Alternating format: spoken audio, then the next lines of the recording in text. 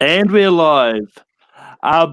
Welcome back. It's been a really long hiatus, but late night of take 3 is back. But yeah, we've got a great panel here. To my whatever side this is Matt. Matt, how's it going? Hello. It's good to be here. It's great to have late night back. For those of you who don't know, Malcolm is going to be taking over as showrunner of this show.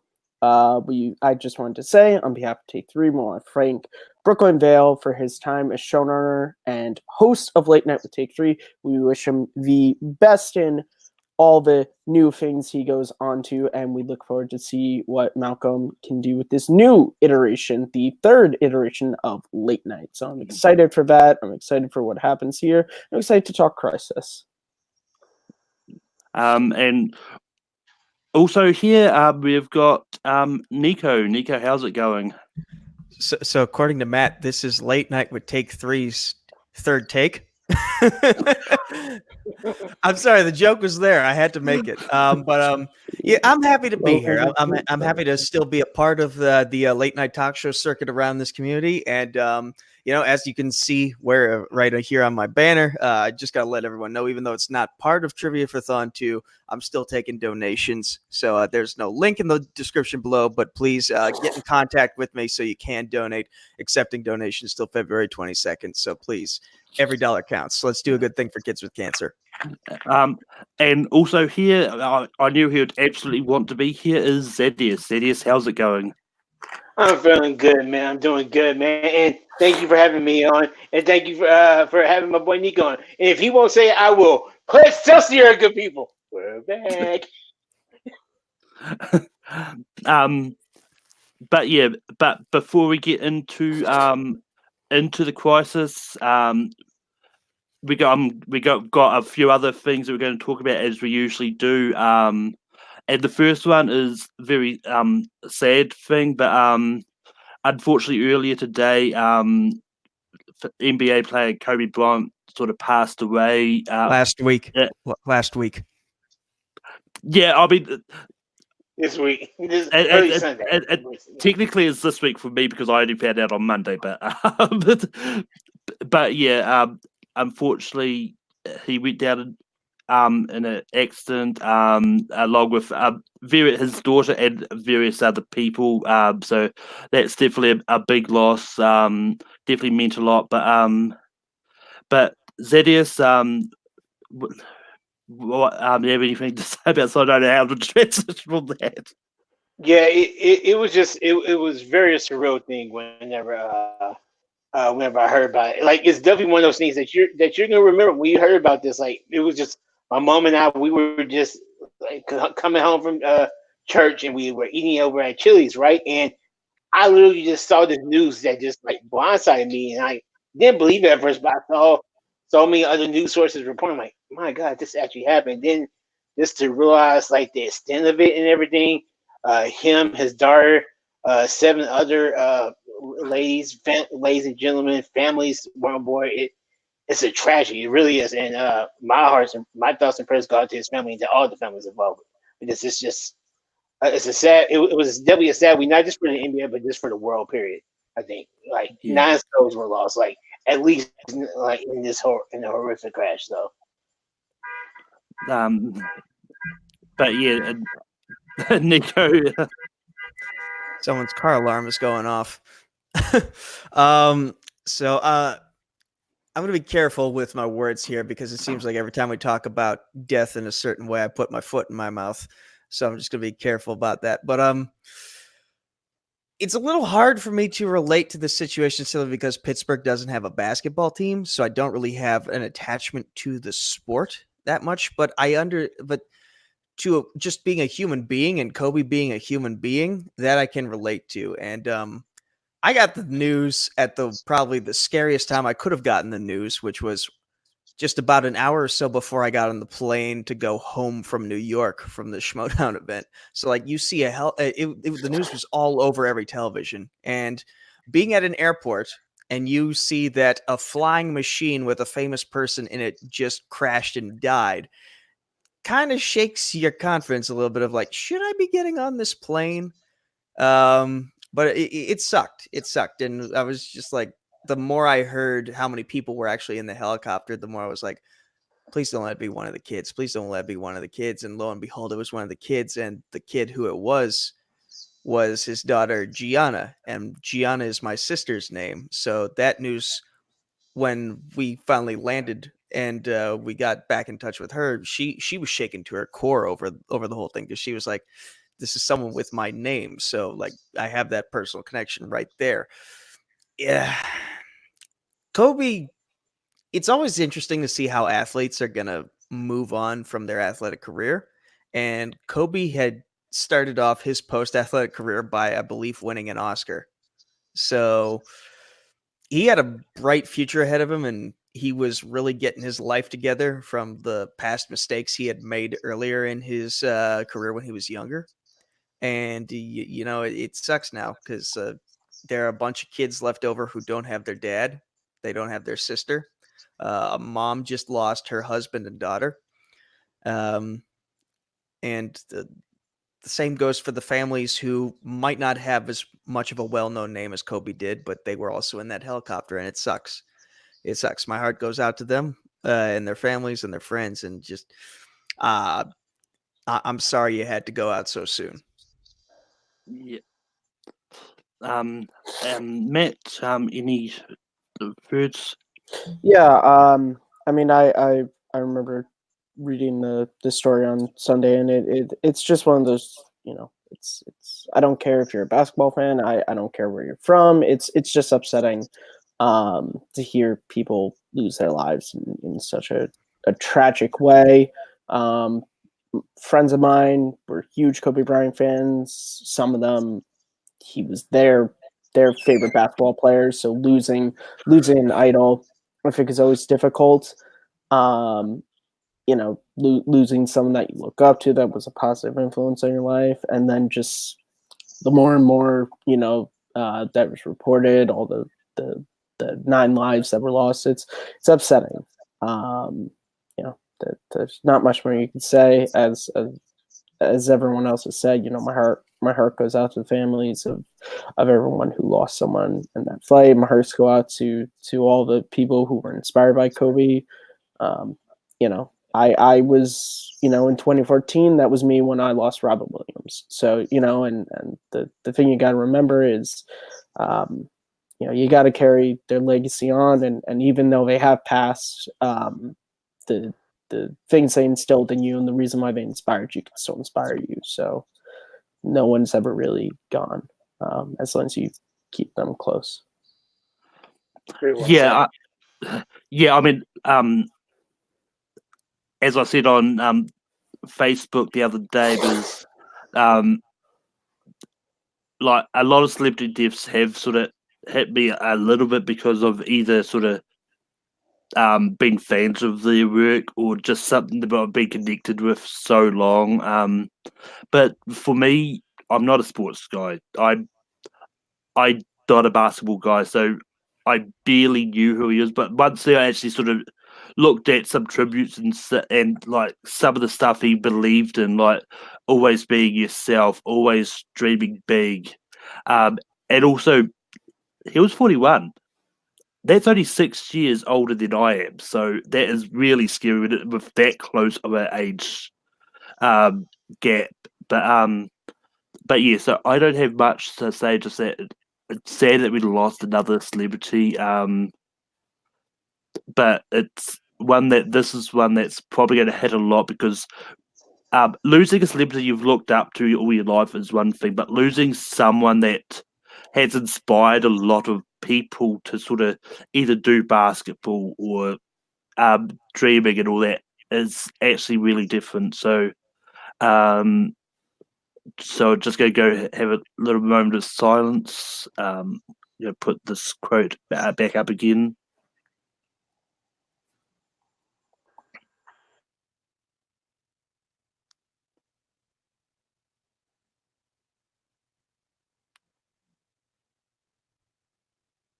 All right. But we're going to go to the next thing on the docket, which is the Royal Rumble happened this week, which is definitely a interesting thing. And there's like one specific sort of thing I think people want to talk about, but yeah, I don't have much to say. I only sort of know about Edge coming back and all that. That's the only one that I know. I do really watch it, but this is one that Edge coming back is great. Because I didn't know at the time until just recently that he had signed a 3-year contract, so he's going to get some kind of significant one sort of going on. But yeah, that's all I've got to say. Matt, I know you didn't watch the Rumble, but do you have anything to say about Edge coming back? I don't know who that is. If I'm being very completely honest. That's fair. That's fair. I mean, I know you only know a handful of wrestlers, so, which another one we'll probably be talking about later on for different reasons. Yes, and I like him. He's the only reason why I ever started watching wrestling. So I can talk about that. But I'm going to go, Nico. Just keep it brief. But what do you have any sort of thoughts about the Rumble itself or Edge? If we're just talking about Edge here, my wrestling viewing experience started in like 2008, but it was with TNA. I didn't officially start watching WWE programming until 2011. And one of the first Raws I watched was the one after WrestleMania 27, where Edge announced that he had to retire. So I never really got to actually watch much of his matches as they were happening live in front of me.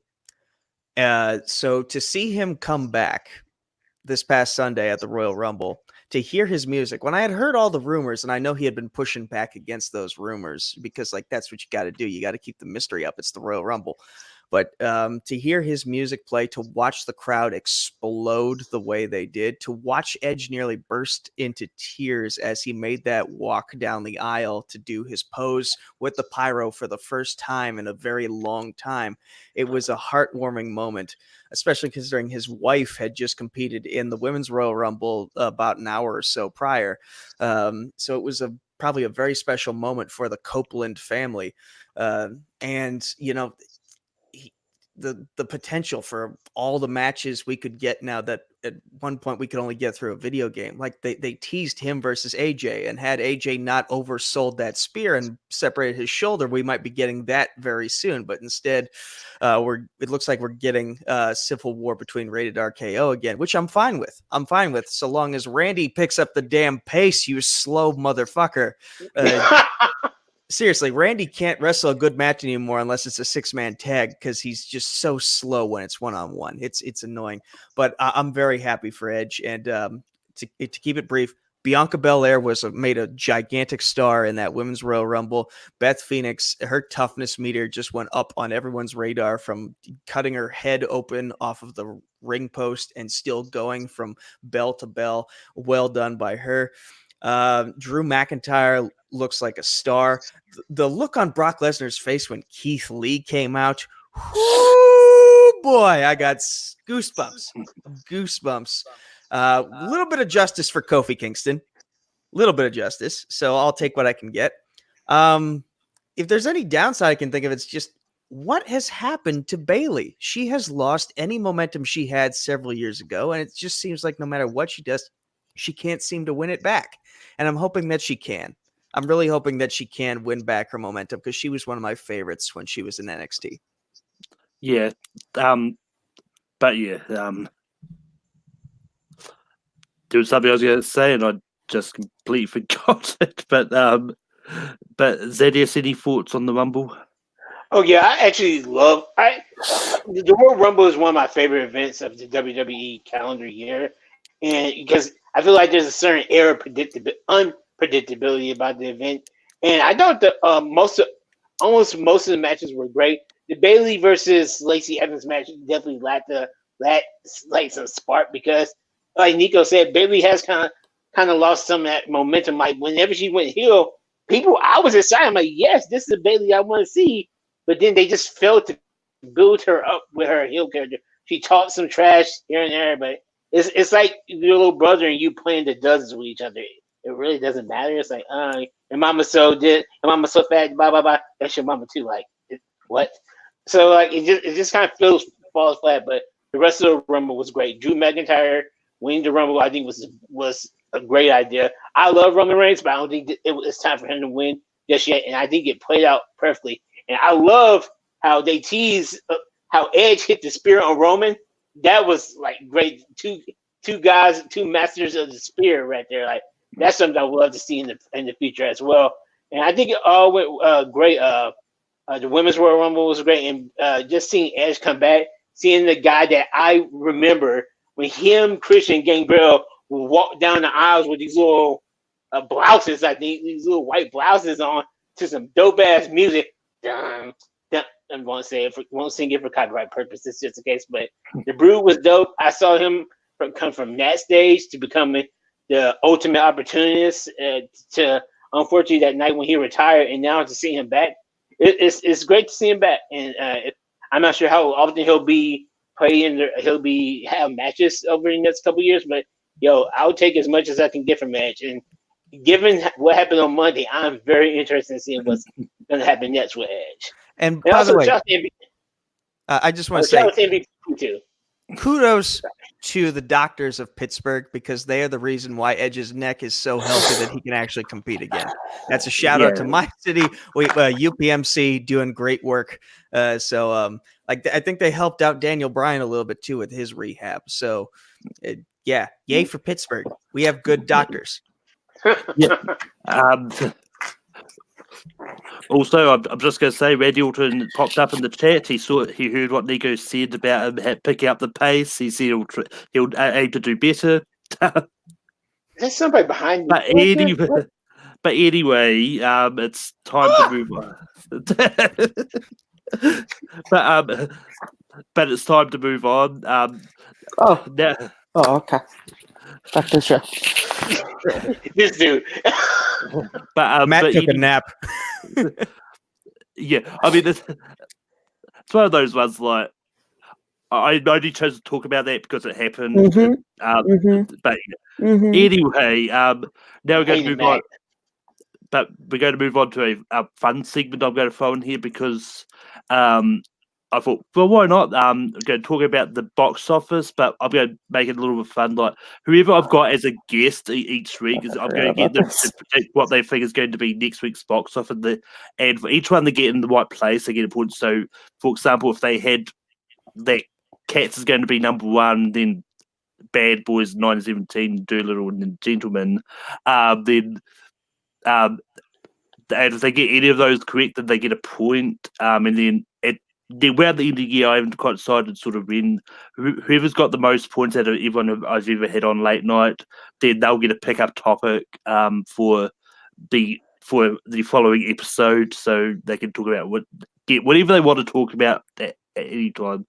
But before I do that, I'm going to talk about what the box office from Monday was this week. At number one, Bad Boys for Life came in. Then at 2, we got 1917. 3, we got Doolittle. 4, we got The Gentleman. 5, we got Jumanji: The Next Level, still hanging in there. The movies we got opening this week, we've got a movie called The Rhythm Section, and we've got a movie called Gretel and Hansel. But before we go on to the prediction part, Matt, what did you think of the box office from this week, and what are you looking for to any of the two movies that are opening? I didn't think anything of the box office this week, and I'm not going to any of the movies opening this week. Nico, same question. I for some reason thought that Jumanji, the sequel, wasn't coming out for at least another month, but apparently it's been out for a month. So that just shows you how much I've been paying attention to everything going on. Listen, Bad Boys for Life is probably going to stay on top for a little bit longer. The rhythm section, I would like it to do well simply because like Blake Lively with her performance in A Simple Favor a couple years back really set herself as like an actress to look out for, someone who should really be on everyone's radar for like big superstar franchise properties in the future. But the look of the movie, it just seems like kind of meh, and that's not a slight against her. It just looks like a slight against the movie. So, and I keep in mind it's only January, so like this is kind of a weird month for movies. Everyone's kind of hesitant to give their money out simply because Christmas was just a month ago. They're still waiting on their first paycheck of the new year. Like that's kind of the reason why I think my donations haven't been as high as I would like them to be, is simply because everyone's waiting to get paid. Everyone's waiting for their checks to come in the mail. So like they have nothing to give me right now in terms of donations. They have nothing to give the movie theaters right now, as much as they would like.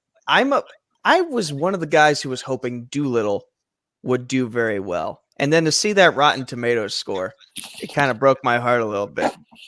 So I'm hoping things get better for that movie. So I guess we could say, box office wise, Doolittle did little.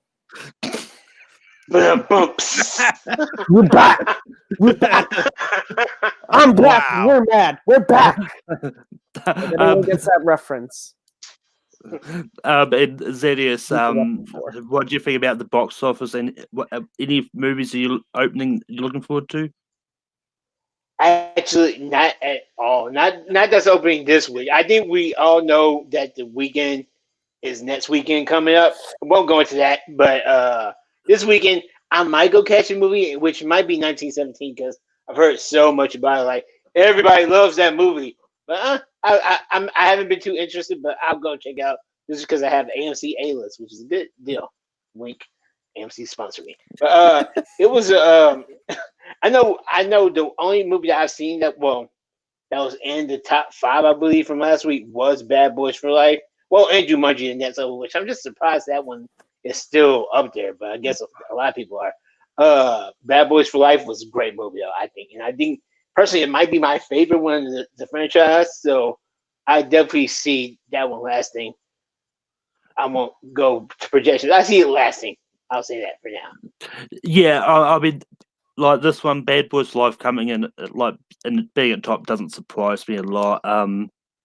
Like none of it surprised me really. I mean, Gentleman, like, it's one of those Guy Ritchie movies that seems to hit hit or miss. It's got so much mixed reviews.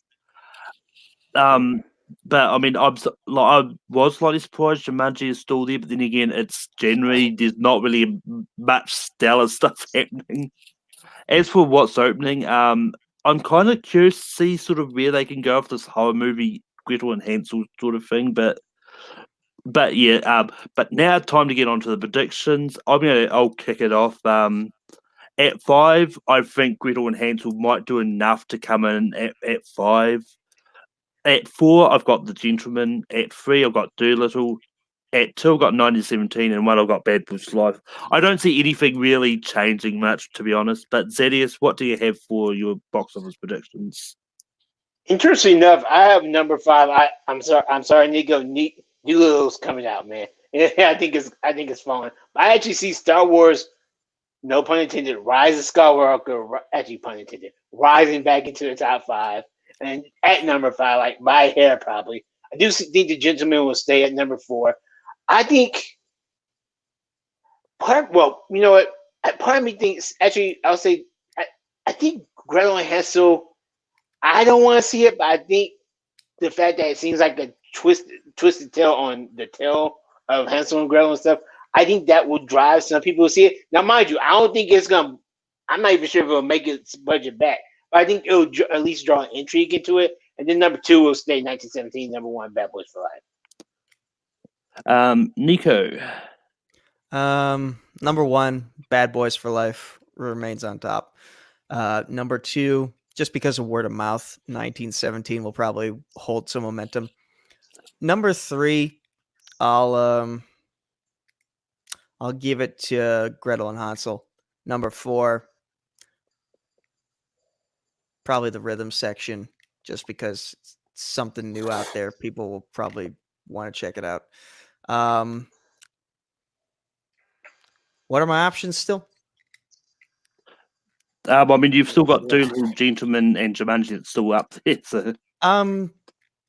Actually, I'm going to put Gentleman at number 4, and I'm going to put the rhythm section at number 5.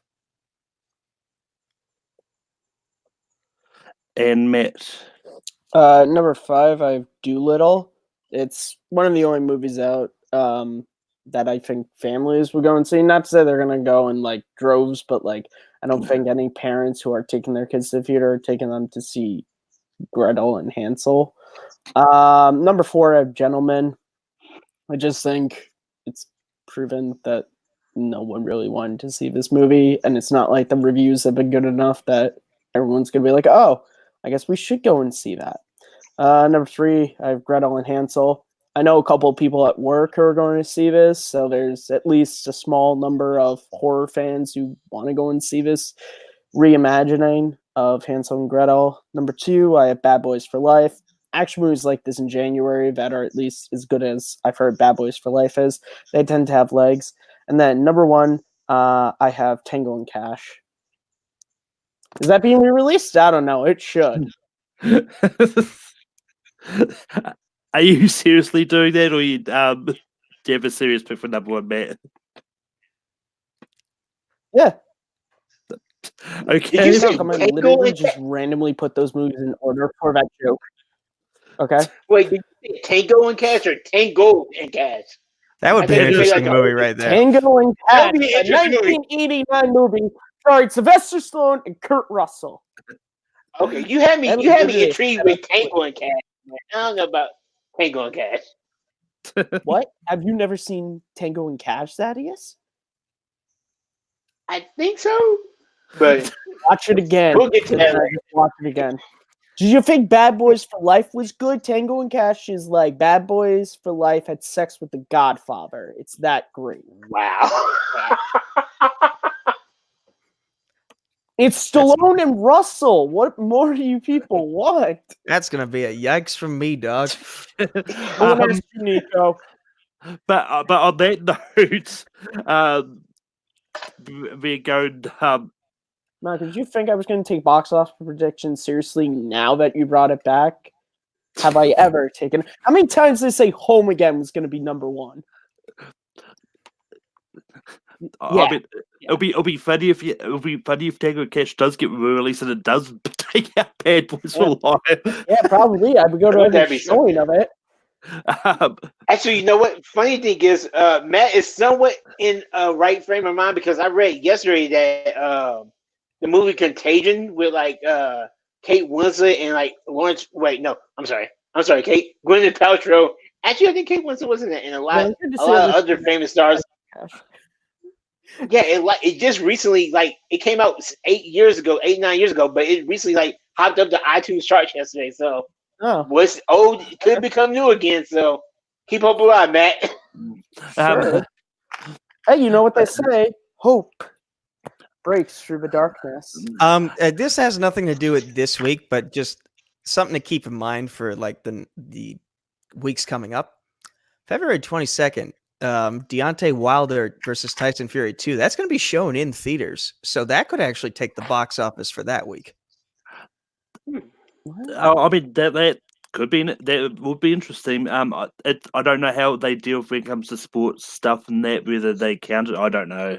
But anyway, moving on from that, we're going into movie news. There really wasn't a lot of sort of majorly big stuff that was announced this week, but there was a few interesting things that kind of was mentioned, which I'm going to run down sort of the headlines, and then each of the panel will talk about what any of it they want to. But Bambi is getting a live-action remake. Robert Zemeckis is going to be directing the Pinocchio live-action remake. Marvel announced that they're cancelling the Howard the Duck and Tiger and Dazzler shows.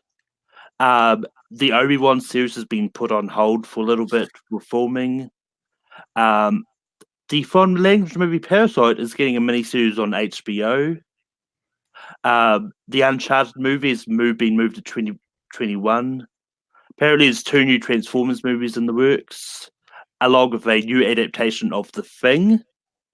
A movie called Mimetic is being made into a movie to be done by Seth Rogen. Priyanka Chopra is in talks to join The Matrix 4. we got the trailers for F9, which is Fast and Furious 9, along with Jesus Rolls, which is the Big Lebowski sequel. Spin-off. Lethal Weapon 5 is apparently being made. Jodie Foster is directing a movie based on the 1911 Mona Lisa theft. Ron Howard is directing a movie called The Fixer, which is about Fidel Castro's assassination. Taron Egerton is in talks for a Little Trouble Horror remake, and Owen Wilson has joined the cast of Loki. Wow. Matt, anything that kind of stands out to you in the movie news? Yeah, I just quoted Lethal Weapon 4, so of course it's Lethal Weapon 5. I don't care if Danny Glover and Mel Gibson should be retired by this point. I don't care. You know why? Because it's Lethal freaking Weapon 5. Okay? Now, in all honesty, it does intrigue me as what the story could be, because I honestly thought Lethal Weapon 4 was a perfect close to the series. It didn't really seem like it needed to continue there. Having said that, if the story is good, which, you know, the reason why I'm going to say this is because 2019, at least for me, I saw Rambo Last Blood. I didn't see Terminator Dark Fate, but both those movies have kind of these great action franchises of the 80s and 90s. They're kind of showing as the years go on and we try and make more sequels that maybe the stories aren't actually there and we should have just left well enough alone. So I am tentatively excited. Lethal Weapon is my favorite action movie series of all time. So I'm tentatively excited. Murtaugh and Riggs are my favorite on-screen duo of all time. So I'd love to see Danny Glover and Mel Gibson go back to those characters. Having said that, I hope that the story is like actually someone wants to make this, and Richard Donner, he doesn't have to direct, but he has to be involved in some way, shape, or form if this is going to happen. Richard Donner's not on it. I'm not sure if I'm interested in it, but that's probably the story that I'm most interested about. Yeah, I mean, from what I've understood from the stuff that's coming out, is I think Richard Donner is going to be directing it as well. I think it's all the original cast. But Nico, any of those news sort of stand out to you? Yeah, because I didn't know about this until literally just now. The Marvel TV shows of Howard the Duck and Tigra and Dazzler getting dropped. Like, I was excited for those, and I'm kind of sad that with this whole move towards Disney Plus and everything going on over there, that Marvel TV had to bite the dust when they've been doing a lot of good stuff for the past couple of years, and now the department itself is pretty much kaputs, and that means so are a lot of the cool shows that they were making, including, like, I think Kevin Smith was supposed to be working on either Howard the Duck or the MODOK series. And I think he's working on the MODOK one, but the MODOK one is still going as well as the Hit Monkey. So okay, so that at least gives me some hope. But like, I would have loved to see Howard the Duck, and also Tigra and Dazzler. They're characters who are like fan favorites for the comics, but they don't really get much fanfare in the shows. Like, I think Tigra was in one of the old Avengers cartoons from the 90s, and she's incredibly overly sexual for a children's show, which is kind of interesting. So like, I was hoping this could be your chance to be done right for a modern day, and now I'm not going to get to see that, so that's upsetting. Also, the Bambi and Pinocchio stuff, are these really happening, or are they just in development? Because it feels like Disney is just like, this is getting a live action reboot. This is getting a live action reboot. It's like Oprah with Cars. We're just throwing them at the wall and hoping they stick. And until like I see an actual trailer, I refuse to believe that it actually is happening and that it will exist. Yeah. I mean, the Pinocchio one I think is probably more real because it's got a director attached to it. But I mean, I'm kind of with you. But Bambi, doesn't really make sense for a live action remake. Just like Lion King did not make sense to get one. But Zadius, anything that kind of stood out to you? It was so ridiculous when I heard about the Bambi possibly being remade for live action. I mean, it made sense in the long run in regards to money, because that's what Disney does. Disney likes to give you good things, but then they also like to take things from your childhood, or from your parents' childhood, or from your parents' childhood, and just rolling the ball and just toss it away like Kobe. That's what they do like that. They just crush your dreams like that. Like I I don't like Bambi, even the original one. Really, maybe that's just me.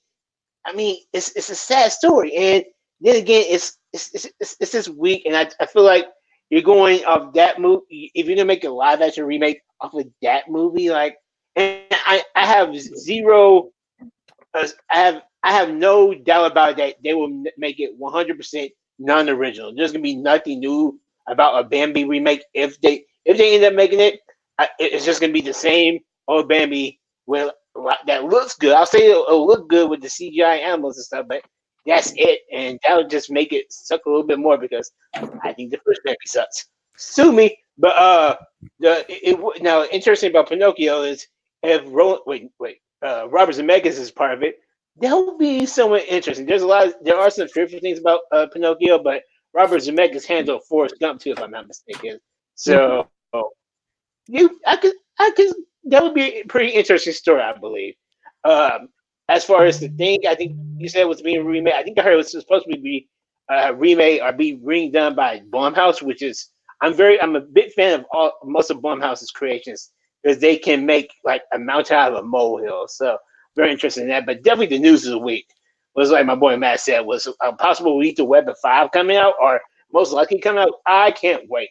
Like again, like you said, they are Murtaugh's and Riggs. They really are too old for this shit. But I mean, that's not gonna stop them from doing something. And I believe they'll most likely bring in a new team of cadets, or maybe not cadets, or just more detectives that they'll end up training or doing something like with, kind of like how they brought Chris Rock in on Lethal Weapon before. But I think Lethal Weapon is a damn near perfect franchise.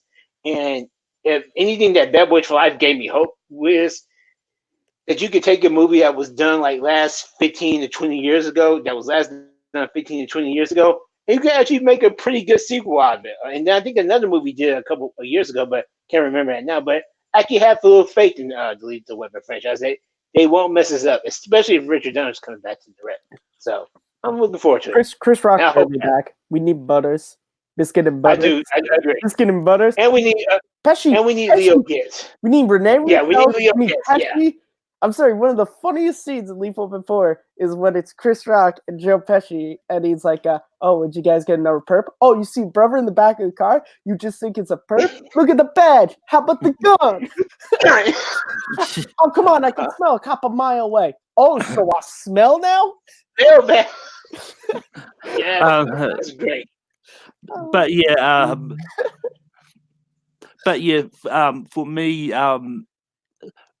like the ones that stood out is Owen Wilson joining the cast of Loki is an interesting proposition to me because I cannot think of who he could play because apparently he's going to be joining in a major role. So and sort of really not revealing the role. It's going to be something interesting and something that's crucial to that plot. But yeah, it's. I hope he's curious onlooker so that he could just be like, Loki, wow, that's just you're traveling through space and time. That's crazy. What if actually the Loki series is just a sequel to Midnight in Paris? Here's something else that's interesting is that Owen Wilson is joining the Loki show right around the same time his brother Luke is going to be the stepdad in the upcoming CW Stargirl series. So it's like both the Wilson brothers are getting into the superhero genre business now. Yeah. It is money. I mean, the CW does have money to give around. We've seen it for a good long while. That's why Supernatural remained a thing for 15 years. What's the superhero properties? I think everyone now, all the actors are like, oh, these are popular.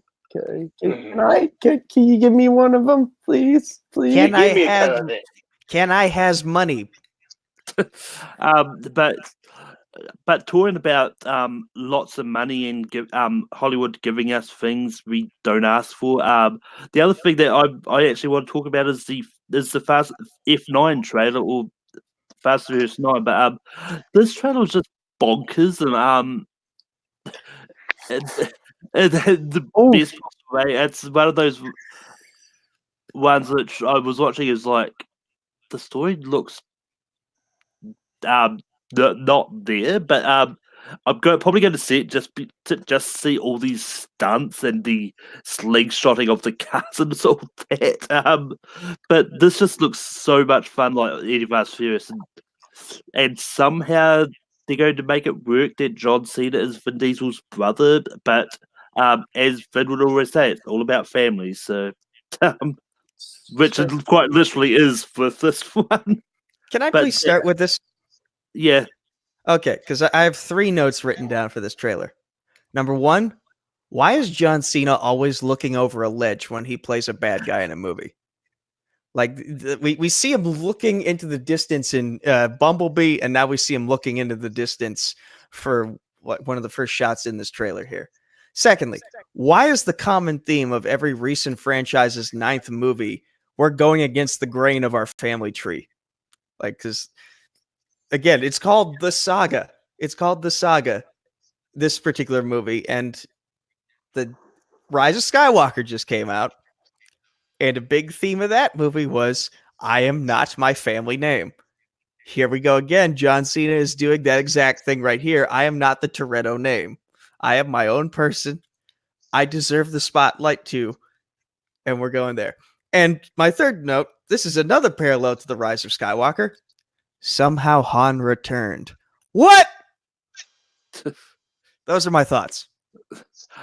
I mean, the one thing I'll say about Han is it depends on how that's seen. Before we know there could be some explanations for that. I think they just put it in to get tickets sold because it's like, oh, Han's in this movie, we're going to see it. But it's probably going to turn out it's going to be something that they put it in out of context. But Zadius, any thoughts on F9? Oh, brother. This, I thought I've seen this movie jump this sharp before, but if I'm not mistaken, there was a part in this trailer where Michelle Rodriguez fell off something again, flew in the air, and somehow in just magic space and time, Toretto catches her again, just with her car. And mind you, she doesn't get hurt. He just, hey, I got you. Here's my car. Land on my hood, and she's fine. I'm like, oh my god, how many physics? Like, physics does not exist in this universe. Oh, but it gets wonkier there. There was a part in the scene where a truck with a trailer was like skidding on the ground, had all its wheels up in the air, and it was just drifting on land, just drifting on the road. I'm like, this is crazy. This is ridiculous. But the most ridiculous thing where it just made me feel like this. I don't know what to say about this movie. I just give up. Like, there's check your brain in at the door, and then there's the Fast franchise. John Cena launches himself off of a cliff, and Charlize Theron, who's coming back, catches him with like an F9 Raptor or something in the air. Oh, that's dope. But what does Toretto do? He goes, ugh. There's no bridge, first of all, people. He hits the knots. He jumps off the cliff, and somehow because of movie magic, he attaches onto like the edge of the bridge, gets the bridge cable caught into his truck, and somehow again the cable swings him from this side of the gorge all the way around to the other side. My guy, like, this movie has really done some stupid shit before, but we are getting over the top right now. Like, this is ridiculous, and I will be there opening night to see this movie.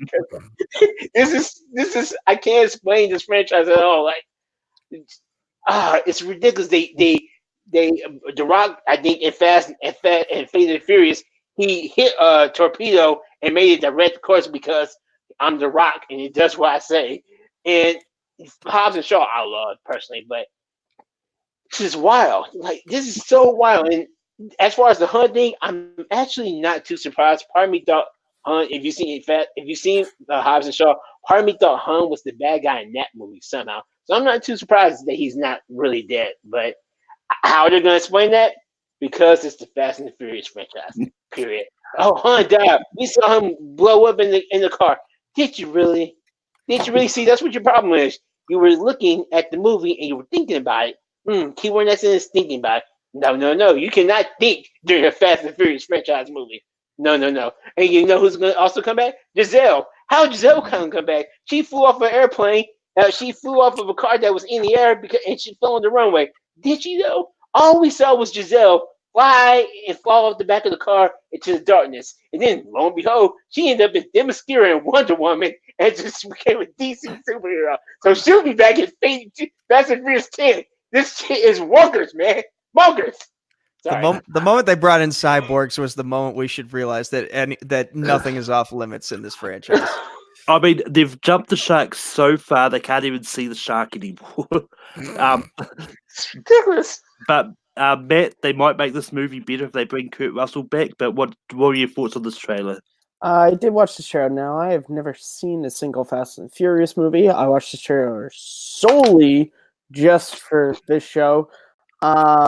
It was weird. I guess John Cena was Vin Diesel's brother. Like, the minute he was on screen, I was like, well, okay, they're brothers. I don't know what I watched. I don't know. Apparently, that person at the end of the trailer was a big, huge reveal. It makes no effect on me, but I know someone who it does. Give me 1 second. I'll bring him in. He'll be able to hopefully clear up some stuff for all of us. Just give me a second. Also, the one thing is he bringing Vinny? Is he bringing Vinny? I think I know what's happening. Oh no! What? He's either bringing Vinny or he's bringing. Either Matt is bringing his alter ego Vinny or he's bringing Kermit. Hey guys, it's me, Vin Diesel, star of Fast and Furious F9. The trailer came out. Everybody's loving it. You know why? Because it's about family. I got a baby in this one. If you guys didn't see that baby, it's mine. He's got the curly hair. You could tell from my bald hair. He got the hair from my side.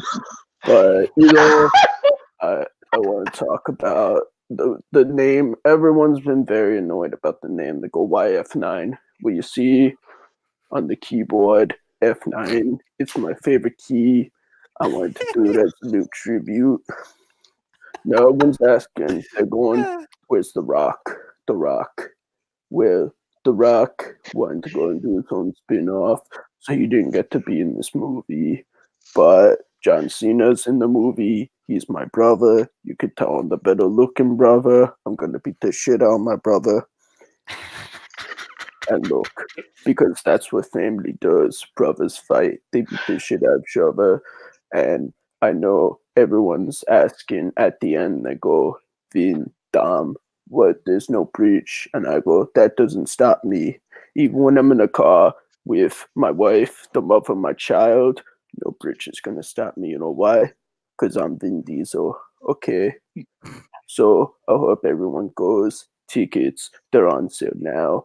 Fate and Furious is available on Blu-ray, 4K, DVD. So go watch that before you watch this one. Just watch all the Fate and Furious movies. They're great. They're beautiful. I love you all. You're all my family. Have a good night.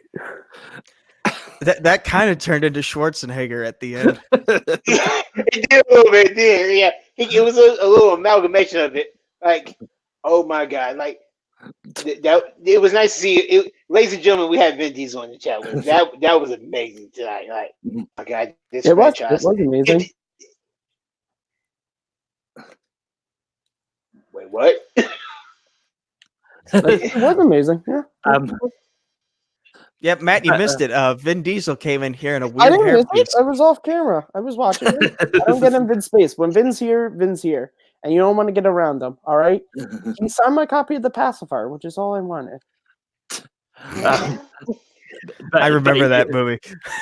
But anyway, talking about titles, we know there's a Fast 10 in the works, apparently.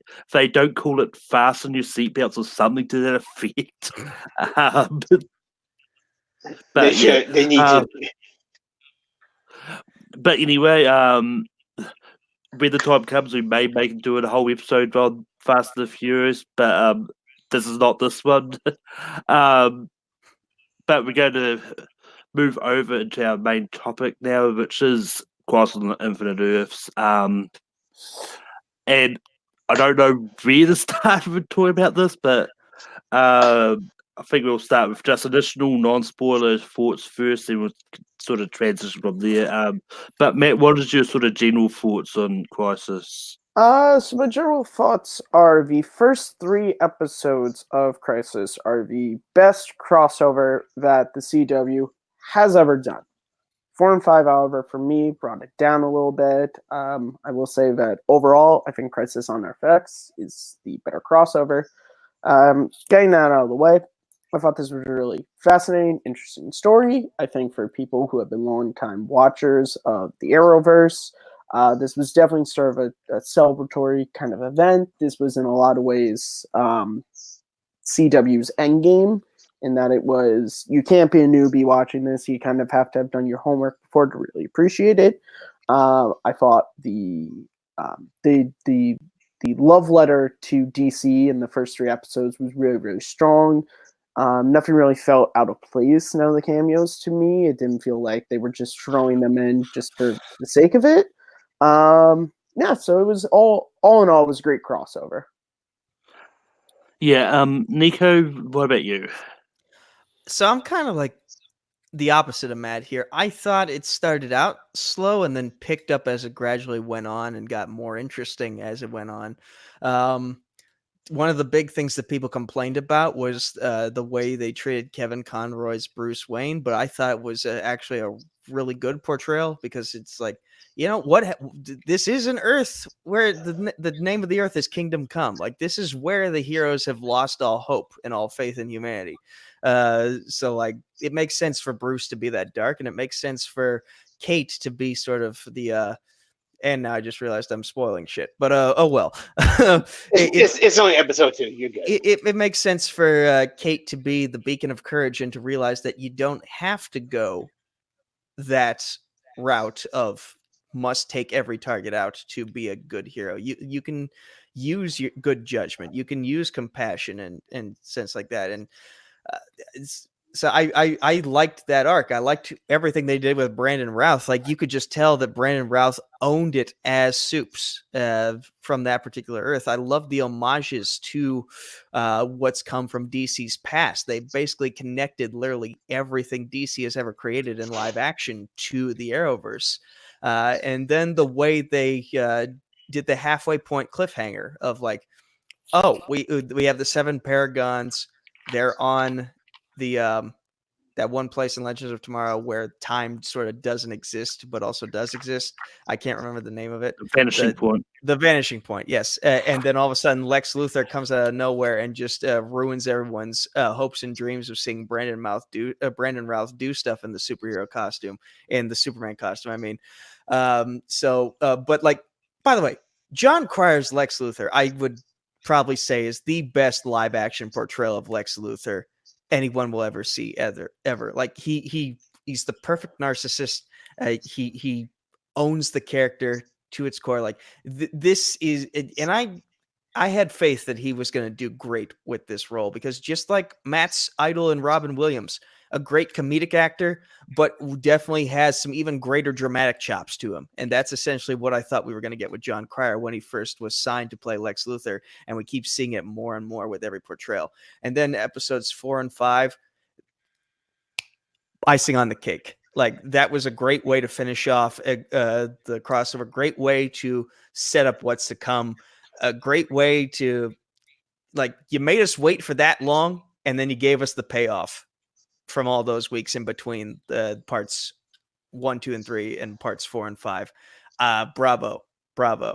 And also that one little cameo, which I think we'll talk about a little bit later, but whoo boy. But Zedius, Devin, what are your brief sort of non-spoiler thoughts?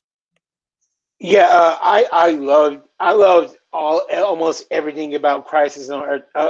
Crisis of Infinite Earths. It was great.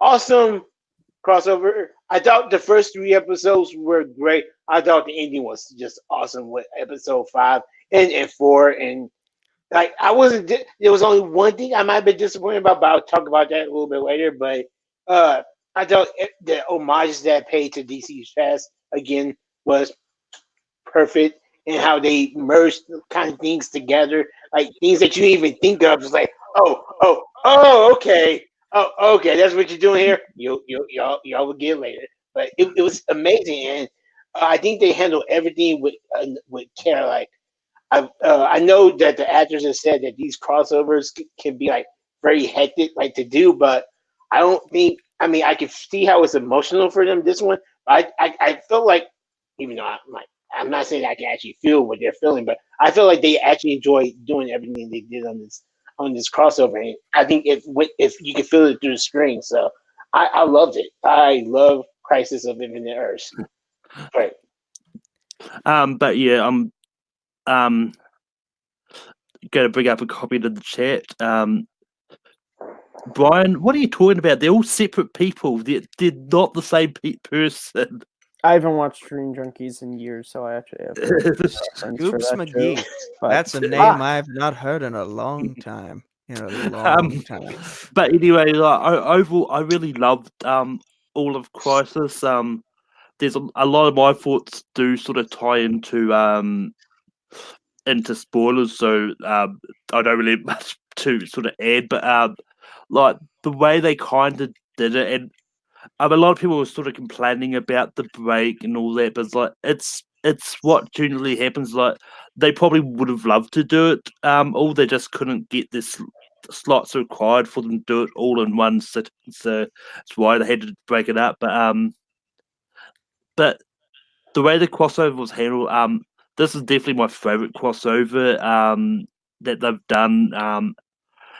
And like there was a few bits and pieces which I thought was out of place and didn't so much work to sort of push it on, but mostly I did enjoy it all. But now that we're here, we can take the gloves off and hit everyone with the spoilers. So if you've somehow missed Crisis and never seen it, then there's spoilers from here on in. So I don't have much more to say. But and I think I think we'll start off with talking about the many cameos. But and actually, I'll start off here because I don't want people to steal some of mine. But I mean, my favorite cameo that they put in here was probably Burt Ward, because I completely forgot hearing that he was going to be in this thing. And so I was watching the opening of the first episode, then all of a sudden it hits to Batman 66, then you just hear Burt Ward just yell at a holy crimson skies of death just out of the blue. It's like, oh yeah, that's what Earth we're on. But this is and my other favorite one is seeing the Smallville peeps, but we'll get on into that a little bit more but later on. But yeah, Zedius, sort of what some of your favorite cameos? Some of my favorite. Well, as big as a Smallville fan as I am, or am I? I won't say if I am or not. Like technically, privileged information. But I love seeing Tom Welling back on the like in the Arrowverse officially, and I love how it kind of settled things. Like, listen, I'm Clark Kent, Superman, and that's some other guy, and his interaction with John Cryer was amazing as that version of Lex. It was just great seeing Tom in this universe, like in the Arrowverse, and I think it was amazing with his interaction with John was amazing, and even with the time travelers that came there for just a split second, it was great, and it was good seeing Erica back, even though she didn't really have a lot to do. But she's been in part of the Arrowverse before, so she's Kara's mother, or actually is she now? But that's questions for later. But also one of my just caught me by surprise. Also was seeing my boy Tom Ellis on I think it was episode 2 as Lucifer. Like that completely caught me by surprise because I knew Tom Welling was going to be in it, so I was prepared for that one. But seeing Lucy on, like, yes, and like. He has such a charisma to that character that he brings to playing like the devil. Like I never want to say like I root for the devil, but in regards to Tom Ellis's character, I like Lucifer. somebody's gonna take that like and run with it. I like Lucifer, the Yes. TV show, people, the TV show. But my favorite cameo, and it's one that came late, and since we're in that part where we can talk, well, we can say who the cameos are. Episode 4, where Barry met Barry. I was gonna die on this hill. I've been saying it before. If DC wants to do something right with the Flash, have Ezra Miller meet Grant Gustin. And I don't know if they've ever seen any episodes where I've talked about that before, but they finally made it happen. Like Mark Guggenheim, Greg Berlanti, thank you so much, because this moment was amazing. And I'm not sure it really happens that during Ezra's timeline or whatever, because some things were said that makes you think that, oh, so maybe he's not the Flash yet that we know from Justice League, but I don't care.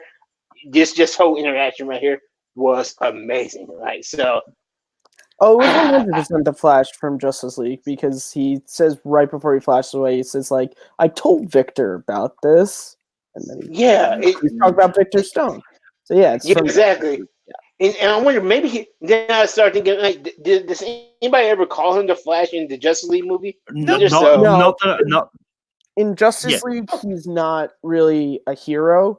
That's sort of his first, because when he's when he's talking to Bruce, when Bruce is in his sort of like hideout, he's kind of denies, and he doesn't even really have a name. And then, of course, there's the great moment when he's like, "I've never done battle. I've just pushed people."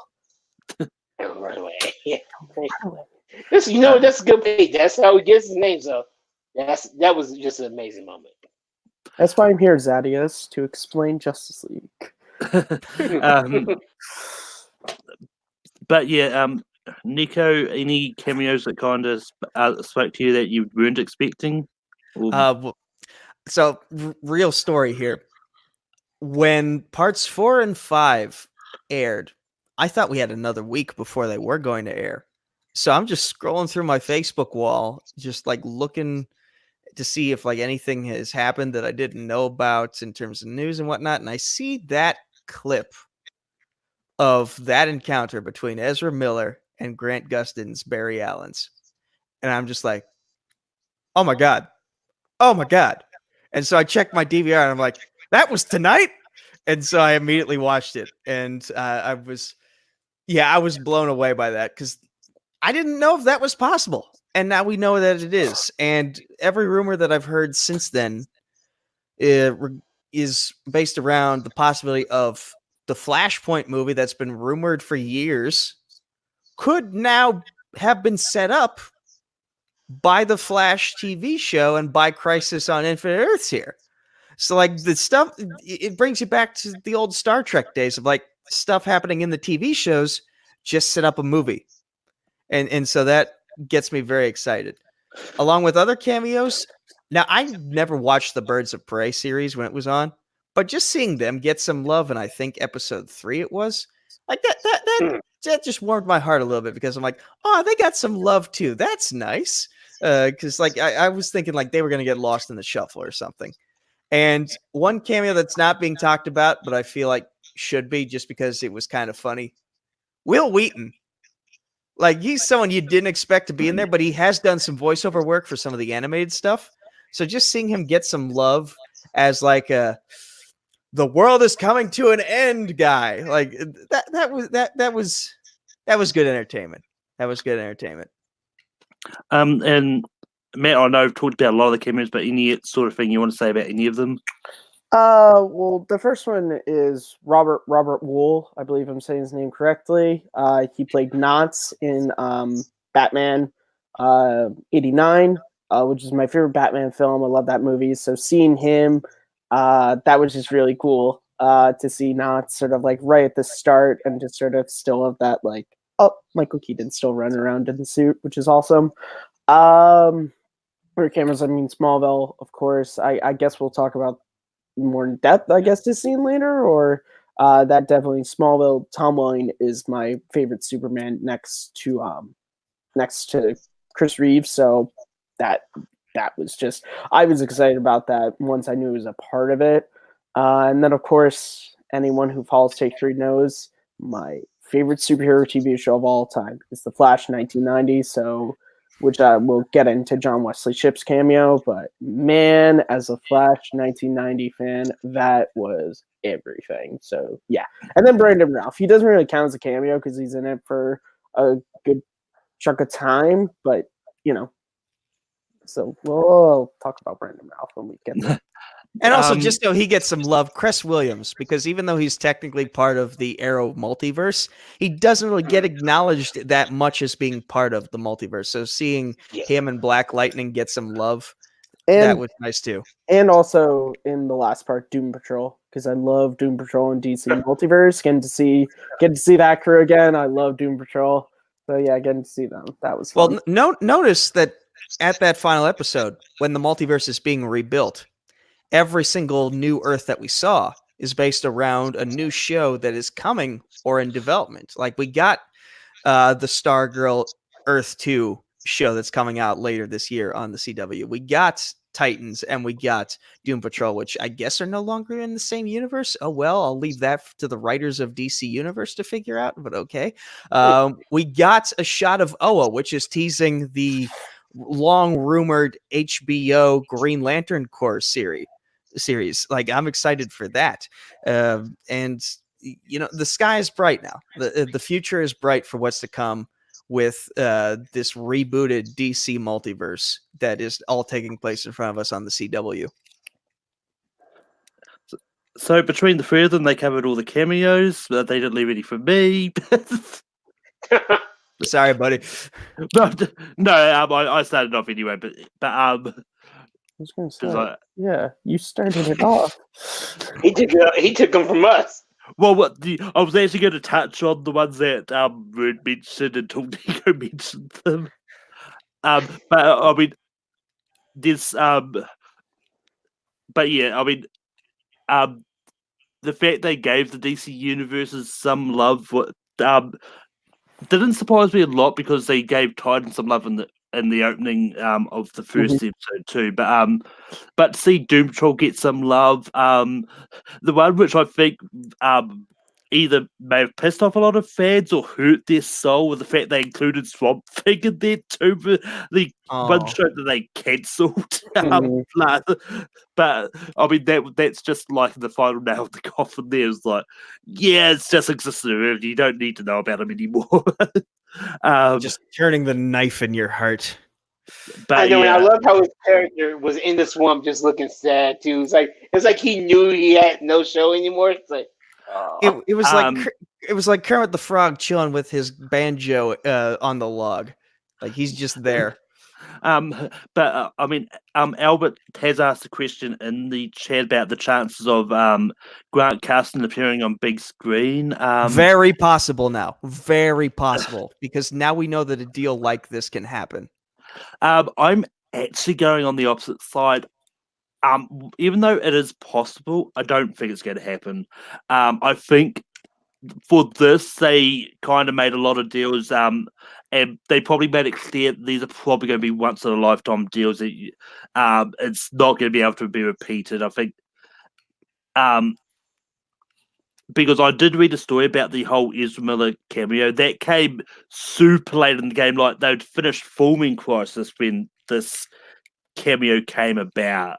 And so I think the only person that knew about it was a small handful of the production and Grant Gustin.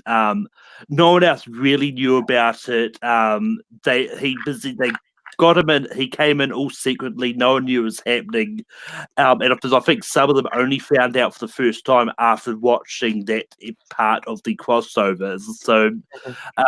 So that one was kept super secret. I mean, I was spoiled about it before it ended because because they couldn't help but put the clip on YouTube, and then someone put it on Facebook. I'm not going to spoil who it was, Zedius, but yeah, that's it.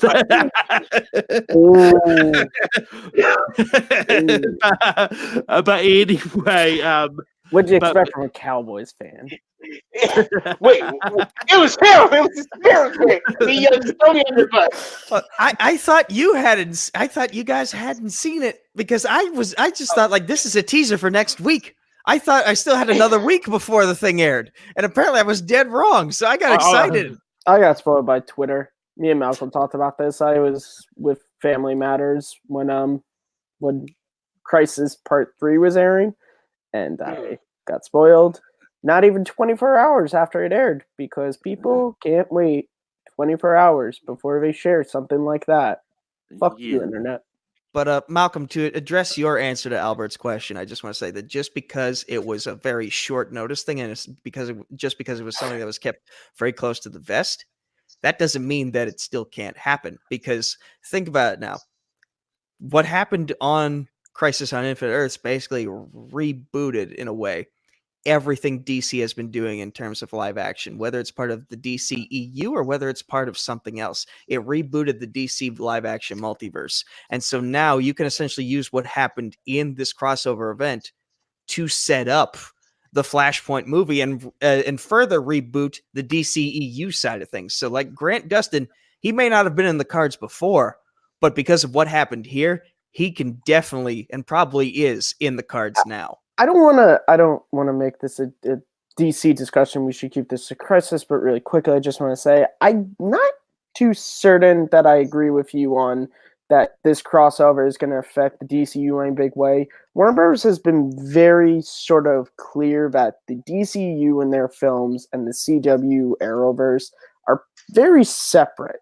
I don't think that the DC EU's universe is going to really, because you got to think general audiences are not watching this. The people who go and see Justice League and all these movies, a lot of them are not watching this, and I don't think they're going to have the entirety of the universe be like, well, you got to watch this 5-part crossover that aired on CW, guys, before you come and see our movies. Like, that would be like Endgame. That'd be like Infinity War being the finale of Agents of S.H.I.E.L.D. before we got Endgame. Not the same universe. Don't do that to me, man. I have major feelings about that Agents of S.H.I.E.L.D. I'm not saying anything bad about Agents of S.H.I.E.L.D., but what I'm saying is having the movie universe being so not the same universe, but they're in the same multiverse now. We now know that they do share a multiverse because they're all DC, they're all live action, so therefore they are part of a multiverse. Yeah. And one thing that happened on one Earth has now affected something that has happened in another Earth. The Barry Allen Ezra Miller version now has knowledge of the multiverse. Now has knowledge that of like there are versions of himself elsewhere that are called the Flash, and they do good work wherever they are. And so he goes back to Victor Stone, the cyborg, with this information to his own Earth once his Earth is rebooted, because the multiverse itself has been rebooted by Oliver Queen, who's now the Spectre. So like he can go back with that information, and it essentially, even if it's a small thing, it affects a big portion of what happens moving forward. But anyway, my final word I'm going to say on this before we actually move into the Arrowverse, we can talk about DC next week, because that's going to be the topic next week, because Bruce of Prey is going to be but my final thought is I don't know if we're going to see Grant Gustin over there unless the TV people get knowledge of the multiverse, because Ezra Miller's going to be on a different Earth that hasn't been revealed, so I don't know how much it's going to affect it on. We don't know. We just get everyone said. I still got doubts the Splash movie is going to happen because because it's taken ages anyway. So yeah, but might as well sort of start. Let's start at the beginning of episode 1. I really don't know where to start, but so Matt, what are some general thoughts about this crossover that you can go as spoiler as you want now? So yeah, so just more specific thoughts. First thing, I have always been a Superman Returns fan ever since I first saw the movie. So bringing Brandon Routh, having Kingdom Come kind of be the continuation of the Superman Returns universe, thought was really cool. Made a lot of sense. I thought he was fantastic. in his part in the crossover. We'd love to see a little bit more of him, but for what we got, it's so funny as someone who's been a fan of his Superman already to now have a bunch of people be like, you know what, Brandon Ralph actually is a pretty good Superman. It's like, no, yeah, he's been since 2006, guys. He's been a good Superman, but I'm glad you're all on this train. Smallville, I thought Malcolm and I had talked about this after the episode had aired. I thought it was perfect what they did with him. I know a lot of Smallville fans were upset with the fact that Clark had given up his powers, but I think of all the Supermen that we've sort of gotten on screen, I think his was the one that made the most sense to do this. Smallville was never about Clark Kent being Superman. That's why we never got to see him in the full suit. It was about Clark Kent, and it made sense that. And people got mad because they're like, well, if you remember, there was the Legion of Heroes, as you could say, at the end of Smallville. So there's still like Oliver Queen and Aquaman and all that. There are still people protecting the Earth. They just didn't need Superman. And I also thought it was great that, and this is maybe just me as a Smallville fan looking a little bit too into it, Clark Kent kind of became his father, his true father, Jonathan Kent. Because a lot of the ways he sort of talks and carries himself is very much John Schneider, particularly the moment when Lex goes to hit him and he just clocks him. Like, that is something that John Schneider's Jonathan Kent would do and has done in the show. And so I love that. And then also just the moment with him and Erica was great. But the big one for me is John Wesley Shipp. I knew he was going to be in this, but I did not know they were going to do what they did with him. By God, I loved it. First off, confirming a belief that so many fans have had for years that Barry Allen and Tina McGee got married was confirmed. I was so happy. And then when he's running and they show the clip from the show, Malcolm knows this because, again, we talked about it after this episode aired. I cried. I was angry. Like, I pretty much had the same reaction to that as I had with what happened to Cap at the end of Endgame, where I'm like, I'm happy, but I'm also mad, but I'm more happy because he went out like a goddamn hero. I have to say, on regards to the ending 3 as a cliffhanger, I actually liked it. Like, I thought it was really cool, particularly taking the Kingdom Come Superman and just like blasting him away and being Lex Luthor. Like, of course, of all the Paragons for Lex to take out, of course he would choose Superman to be the Paragon that he would replace. Of course, because that's Lex. He always just wants to screw with Superman.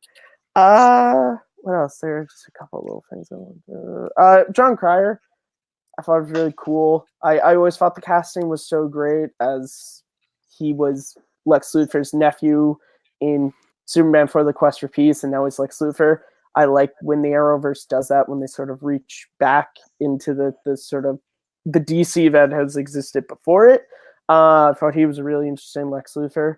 And this crossover made me really excited for Tyler Hoechlin.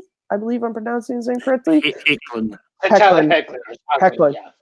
I'm really excited for the Superman and Lois series that is coming out. Because I've always liked the CW's Lois ever since Elseworlds, and this just sort of confirmed that. However, Crisis just continues to have Tyler's Superman just get the crap kicked out of him in every single appearance he's had, and either it be Supergirl, Elseworlds, or this, he just gets the shit kicked out of him. Yeah, I mean, but that Superman fight was amazing. It might be my favorite part of the entire crossover. Matt, I gotta ask though, what do you think is gonna happen when he gets his own show though? Like, not only is he going to be getting beat up more often so he can have that moment of heroicism where he battles back at the end of each episode. It's not heroicism. It's not, me and Malcolm have talked about it. It's not heroicism. It's because Superman is the most iconic and the strongest superhero in the DC pantheon. So having your main hero, or whatever, beat up Superman, it's the reason why I didn't like the CW Superman when he first appeared in Supergirl, because he was used just to make Supergirl look better, which as a Superman fan, I'm not quite a fan of. But now it's kind of, again, it was kind of just to make the Kingdom Come Superman look cooler. But now he'll be in his own series, and he'll be the cool one who will beat the shit out of everyone. So yeah, it's all but good. he'll beat the shit out of them at the end of each episode. He's got to put over the villains first in each Yeah, but episode. that's also before he just can comic books in general. Yeah. Fair enough. Fair enough. Yeah. But anyway, like this crossover, I was just ultimately satisfied. With I love most of it. And to touch on Nico's point before, I'm not too sure if the Batman Kevin Conroy's play was supposed to be the Kevin Conroy, the Kingdom Come one, or it was a different iteration It of was a different Earth. It than- would- yeah, would've that's come what I was from. reading. They're on different Earths. Is I Batman think was Earth 99, and I think it Yeah. was the inspiration, but they kept them on separate Earths, but it was the same Earth's inspiration. So I think that's what happened. yeah, that's what I was meaning. I just thought I'd touch on that. I was going to touch on it early, but I didn't want to. But the like I was the one. I mean, I actually didn't like the Ezra Miller cameo myself. I mean, I it just not because I wasn't happy to see Ezra Miller there, but like as someone who did like Just League or like what he did with thing, that cameo just didn't seem to do a lot for the actual story. It definitely felt like it was thrown in as what it was explained for what it was anyway. It just didn't really add anything to that part. But yeah, I mean, but this was just fun, and just to see the cameos and see just everyone interacting and all that, it just was very satisfying. And I think the fact that they've now kind of made it, they did which pretty much what they want to do with this, which essentially the end game of this crossover was to put all the main shows on the same Earth now, so that it makes a lot of sense. So that we can now officially say that Black Lightning is a part of the Arrowverse because now we're going to be able to see them sort of interact more commonly. And I mean, it's one of those ones like I've always been the one that sort of really didn't want to consider Black Lightning one just because at that stage, even though it was on the CW, it just wasn't connected. Now it's all connected in a way that works. But yeah, and the fact that they just kept on going, oh yeah, the Flash is going to have to die so much is like they're going to do some sort of twist with that. I did not expect it to be Flash 90 that was going to do it, but I expect the way they continually say is like, yeah, they're not. It's not going to be Grant Gustin that's going to die. And I mean, but, they pulled that rug underneath us from underneath us twice. Like we knew that the Flash was going to die. We just didn't know which Flash. And lo and behold, they not only said goodbye to John Wesley Shipp one last time, but they said goodbye to his Flash from back in the 90s. Like his show only got one season, so this was essentially like the conclusion to that show. In the same way for Rebels, Star Wars Rebels, a lot of the arcs in that show were conclusions to unresolved things in Clone Wars. So and then you had we knew Oliver Queen was going to die. What we didn't expect was for him to get reborn and become the Spectre. And so now he basically exists outside of reality, and that makes things interesting. So, but yeah, he basically died twice, which is something I don't think any of us saw coming. oh yeah, I mean, it's one of those ones. I figured they were going to bring Oliver Queen back somewhere. Then you don't kill off one of the main characters off the first part if you were going to have him be in that crossover. But I mean, it's definitely one of those ones. But Zedius, what sort of stood out for you for this crossover? Oh yeah, a lot of things stood out for me. I mean, again, I love the crossover a lot, but one of episode 1 when they did kill Oliver, it caught me by surprise. But I too also thought that something was gonna happen. That he's gonna come back somehow, some way, and to have him be reborn as the Spectre was a great idea. I mean, I didn't necessarily like their idea of trying to resurrect them via Lazarus Pit, because we've seen that in the show before. That's never a good idea. But it did lead them to see my boy Lucy at the club and have that also cameo. So I was cool with it. But it all worked out in the end with Oliver Queen. I thought it was a very great tribute to him for him to die, for him to give up his life to create this new universe for his friends. And I thought the cliffhanger in episode 3 was amazing. I thought it was a great way to end that part of Crisis, and then pretty much tell you that a new part of Crisis is going to happen in episodes 4 and 5. I loved most of the cameos that we discussed earlier. A lot of them. One thing that did catch me by surprise, which Matt has really compounded on a lot, was I really didn't expect to feel that way towards the Earth 90 Flash the way I did. But it's a credit to John Wesley Shipp, first of all, because that man makes me care about him no matter what he does. And I've said this before, and I'll say it again. How many times do I have to see that man die? I've seen him die, first of all, as Henry Allen, as Barry's dad. I've seen him die as Mitch, as Dawson's dad in Dawson's Creek. I'm like, and now he's died again. Like, come on, Mitch Leary as Dawson's dad. And now I'm like, how many times do I have to see him go out like this? And it was a beautiful way for him to go. Grant thought he was going to be the one that's going to sacrifice himself. But you could see old Barry saying, like, listen, kid, hey, come here real quick. Nah, I can't speak. When he had that moment where he's like, when you're spaced here for long enough, you'll learn a few things. You're like, Yeah. Exactly. He's like, I've taken your speed from me. Like, I got this, kid. You'll be all right. And again, like I believe it was Nico mentioned earlier, it was great to see Black Lightning come in. I believe it was episode 3 or episode 2. episode 3. Yeah. Episode 2.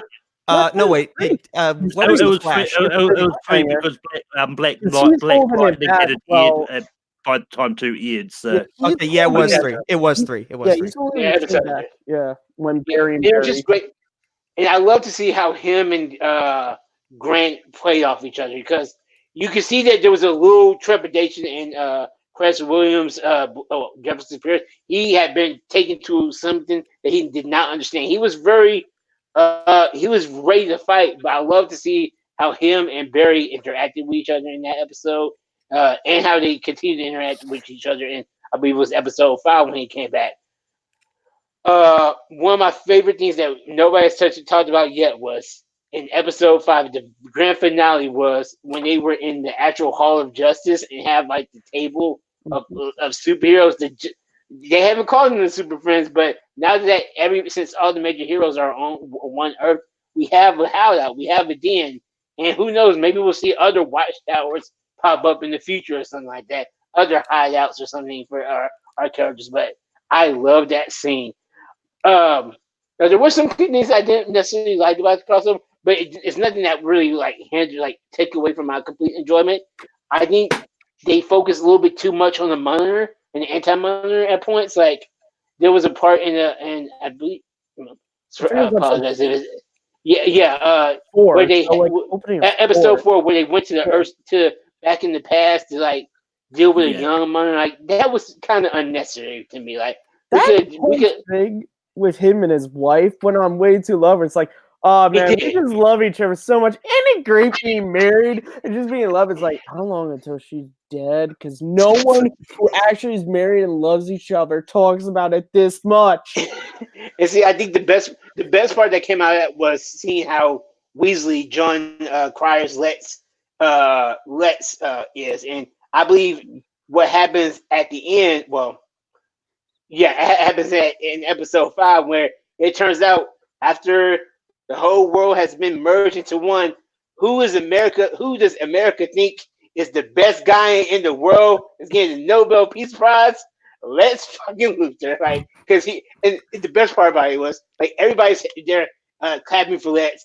Everybody's celebrating him. And then when Carl was looking at him in the new reborn universe, Carl's looking at him. he's looking at a car. He just says, "Wink." He's like, "Ah, oh, you bastard!" It's so good. It was amazing. It was so good, but also the Shadow Demons were kind of inconsistent with me in this crossover. They were so powerful enough that they killed Oliver in episode 1, but Ryan Choi can just hit them in episode 4 and 5. Like in episode 4 and 5, I'm like, come on, I need some kind of power level with these guys right now.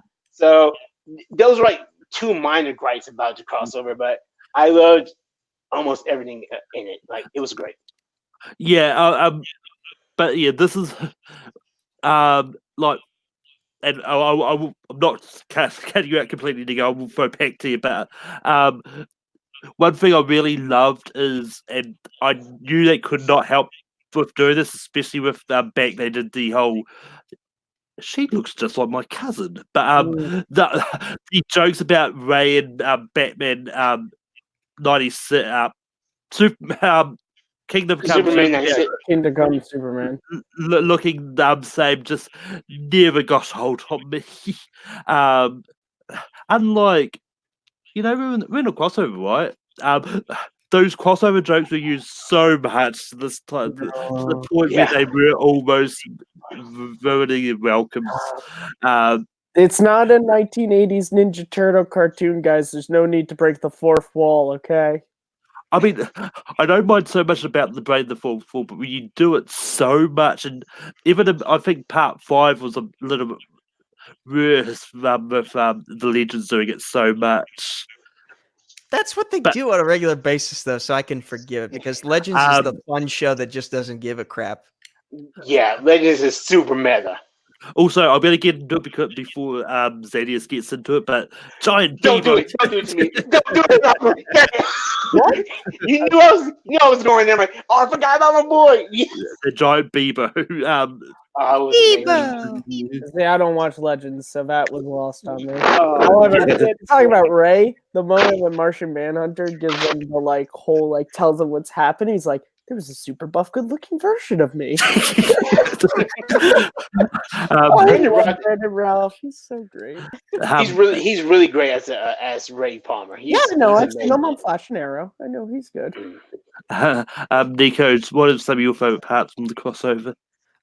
So some of these are going to feel little in comparison to everything else that's been talked about, but the little things make all the difference sometimes. And for me, the way we started out this crossover with Sarah and Ray in that bar doing trivia, and they're getting questions wrong because they've changed the timeline so many times that they can't keep their information straight. Like, that's funny. That's a good way to start things off. And Legends is the lighthearted show, or at least that's what it's become. And so it's nice to have that injection of charm from the show be part of this crossover so early on, because the show itself wouldn't air its next season for at least another month, and we've been away from the Legends for so long that it's nice to just see what they've been up to. For me, I really liked the character arcs building from we're hesitant to accept our destiny to we're willing to accept our destiny, with Mia Queen, Kate Kane, and Ryan Choi. Ryan Choi, he's just this guy with a wife and child who got thrown into this without any idea of what was going on. And I'm just going to pretend Malcolm is still here as I talk. It takes him a while, but he rises to the occasion. And the more time he spends with these people, the more he's like, I'm ready to be here. I'm ready to step up. And we get that nice dynamic of the Arrowverse science bros of Ray Palmer and Ryan Choi, and the way they just broed out completely over the geekiest things. That was nice. That was nice. And then you've got Mia Queen. You've got Mia Queen, who's hesitant to accept the Green Hood because she knows what will happen the moment she does. She will lose her father, and she is so hesitant to accept that destiny, but when she finally does, she owns it. And that's the kind of confidence I want to see out of that character and out of that actress who plays that character as we get into her spin-off show of Green Arrow and the Canaries somewhere down the road, which I think will be a great show. Given what we know about the multiverse now, I don't know how much I can say about that, but given what we know about it now, it'll be interesting to see how she deals with living with memories of like two different lives, I guess you could say. And Kate Kane, she's only been at this game for about a year, the hero game. She's still figuring her way around things. And so she was just dealing with street level crime. And now to suddenly be thrown into this cosmic level event, this secondary Big Bang level event, and realize, it's not my cousin who we need. It's me. I need to be the paragon of courage here. And the way she just owned it, and how she's going to bring back that experience with her to this new Gotham that she's now part of. It's going to be cool to see her story told now throughout the rest of Batwoman's season, knowing what she knows now about the grander scheme of things, and now being who she is from having been changed by this sort of event. And other things I really liked, the bond between Barry Allen and Jefferson Pierce. Like it feels like they bonded right away. There was like maybe 5 seconds of hesitation, and then they bonded right away over their experiences. And probably the fact that their powers are both to an extent electricity based also gave them that common bond of where they could get to know each other better. So I'm excited to see what future interactions we'll get out of those two particular characters. But the final episode, the for Oliver moment, the way everyone sort of came together and realized Oliver died literally twice to bring us all back. So let's not screw this up. Let's do this right. And let's make sure that this new universe actually gets to be a universe and not just a flash in the pan. And the emotional moments with Sarah, of like, he was the last person who knew me before I joined the League of Assassins, before I became the Black Canary and then the White Canary and joined the Legends. He's because of me getting on the Queen's Gambit with him all those years ago. I think 13 years in terms of chronology. I am who I am today, and he was the last person who knew me as I am. And so to just get that bit of emotion from him. And also, Barry would not be who he is today without Oliver. Like, his journey was basically shaped by Oliver showing him how to be a hero. And this would not exist without Oliver Queen, without Stephen Amell leading the charge. And that last episode of the crossover was a brilliant tribute to him. Yeah. It definitely was.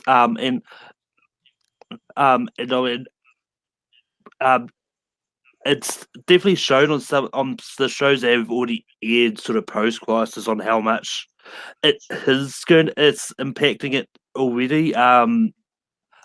We're not going to spoil it, don't worry. But even though I would much rather talk about the final episode of Arrow, because there's so much happened on there that could impact Superman and Lois as one show, which is going to be really interesting. But anyway, that's another thing I should probably mention before we move on. 2 characters now have 2 children when they only had 1 before this crossover finished up. That is that's true. Which I actually got really happy about that, because when I heard that that the crossover will change some, because they were hinting that this crossover was going to sort of hint at the whole baby Sarah erased from Flashpoint moment. Blame Barry. But I mean, in a way, we can blame Barry to get it, because it's thanks to Oliver that baby Sarah's back. Not just baby Sarah, but now Clark and Lois also have a second child. Like, you saw the reaction on Clark's face. He was like, "Wait, boys, as in plural?" Yeah, I had enough trouble with 1 child. Now I have 2.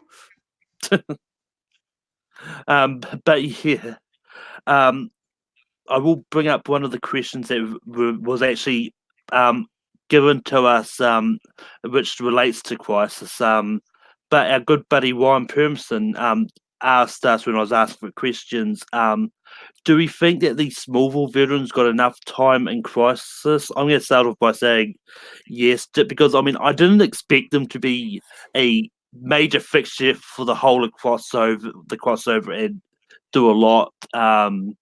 They did what they needed to do. They only had Tom Welling for a limited amount of time, so I don't think it was perfect the way it was. But Zedius, what do you think about the Smallville veterans in Crisis?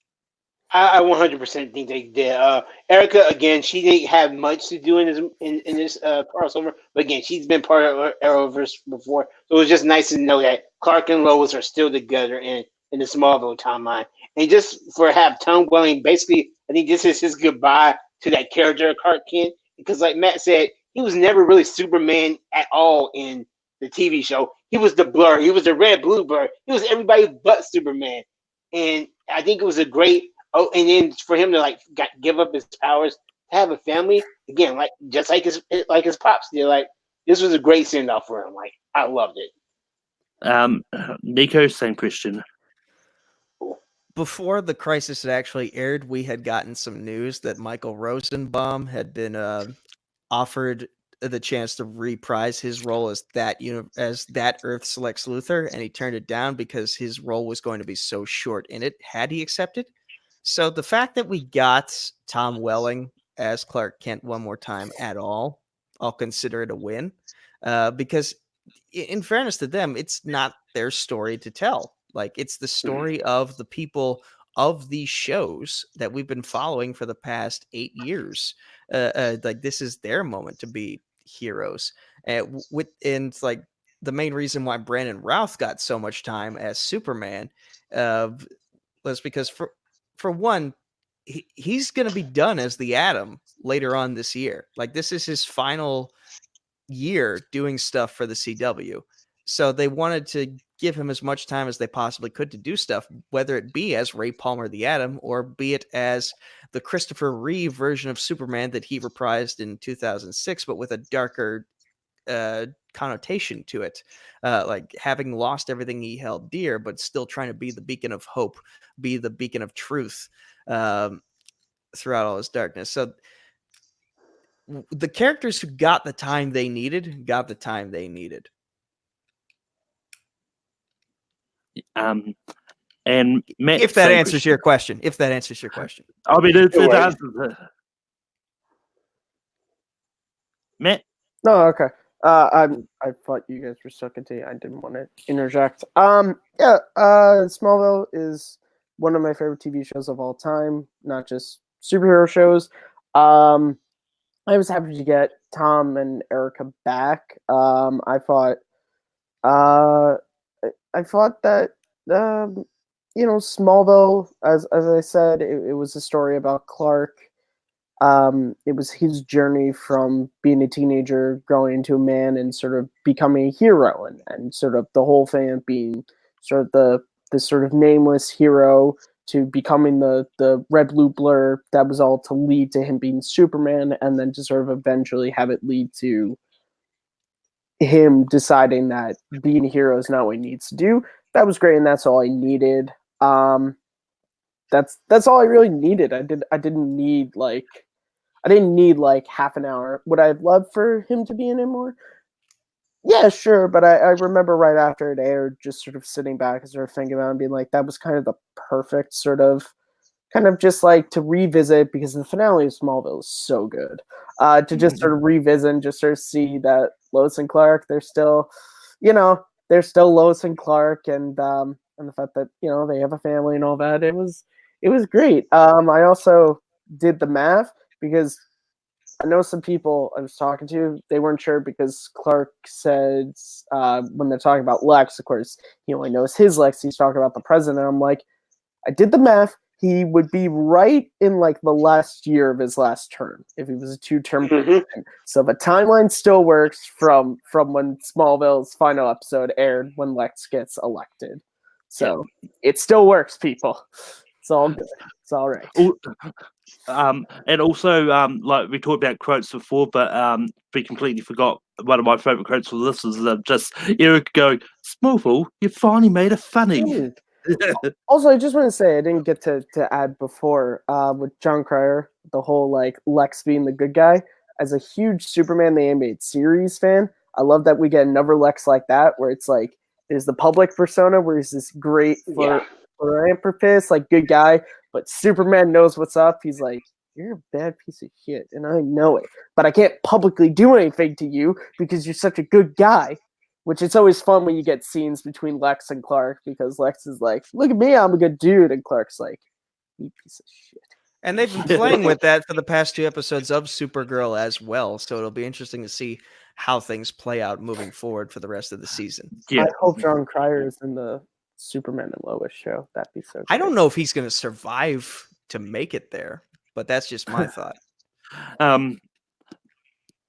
But anyway, got a few more questions, but and actually, do the rest of the questions, then we'll go into the game to finish off. Also, what another question Ryan said was, what is your favorite 80s movie? Matt, I'll start with you with this one. 80s movie. I'm gonna take away stuff like Star Wars and Indiana Jones because I think those movies are kind of like they kind of go beyond the 80s. So the best like movie that sort of encapsulates the 80s, I gotta go Breakfast Club. I think Breakfast Club just sort of perfectly hits at kind of everything, kind of fashion wise, sort of lingo wise, music, all that, and it feels like when I think of the 1980s, I think of Breakfast Club. Nico.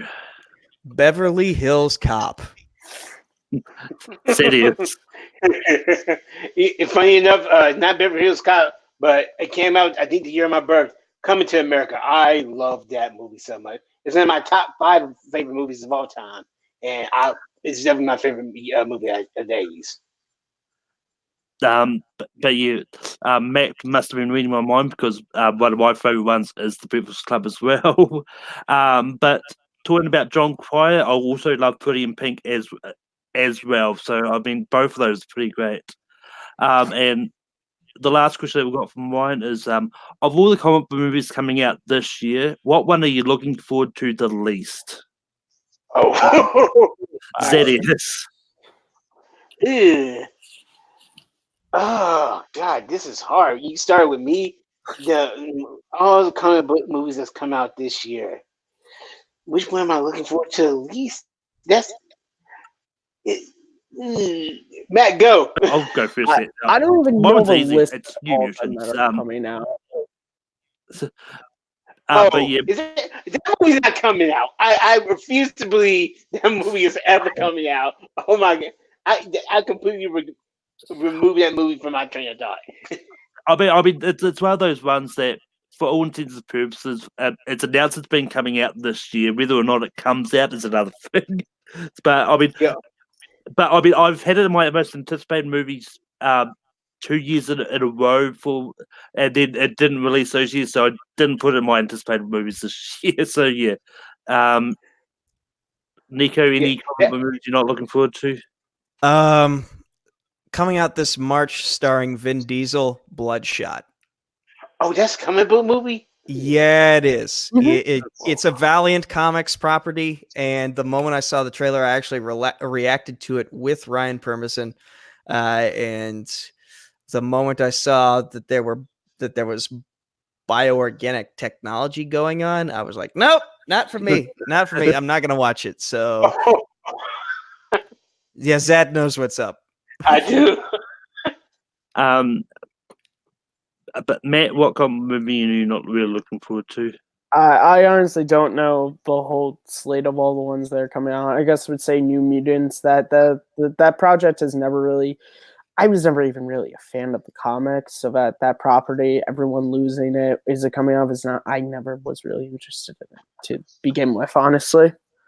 But our good buddy Jonathan Peck has asked us, in honor of the Super Bowl, what is our favorite Super Bowl commercial? What commercial? What commercial? I got two. Mine is easy. Mine's Hulk and Ant-Man fighting over Coke. Yeah, the Coke Mini. I got two. My first one is it's Liam Neeson's, I believe, Clash of Clans or something like that. One of those apps from 2015.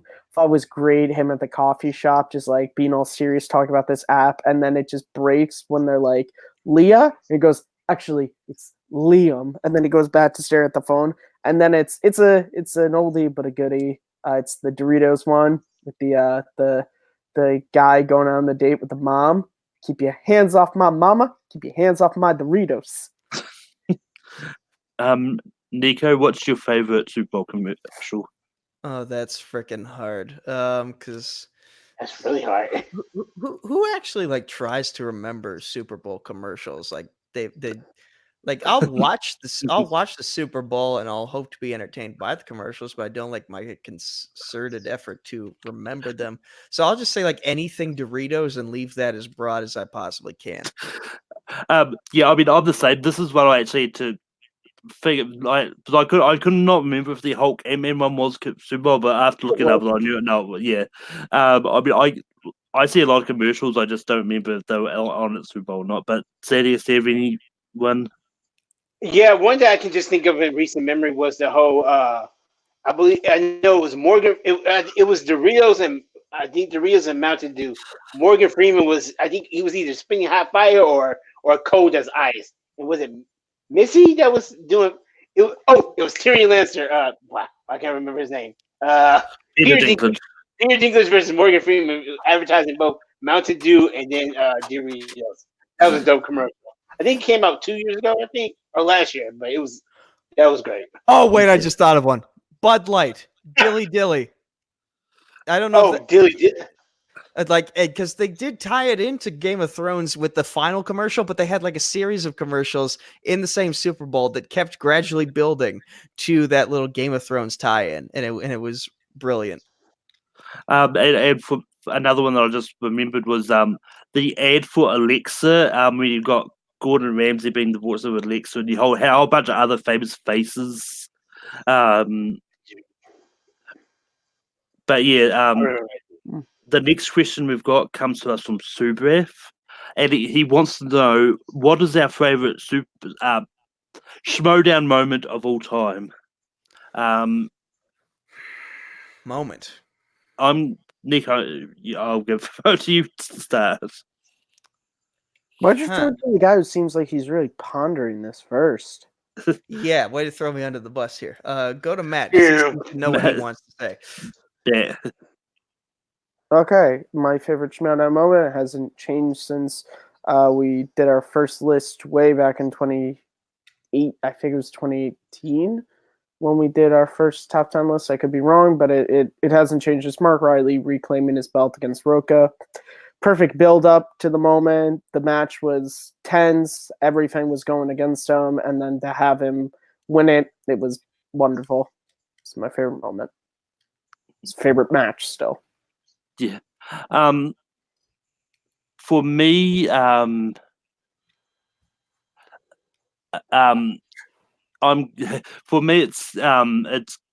still X5XX.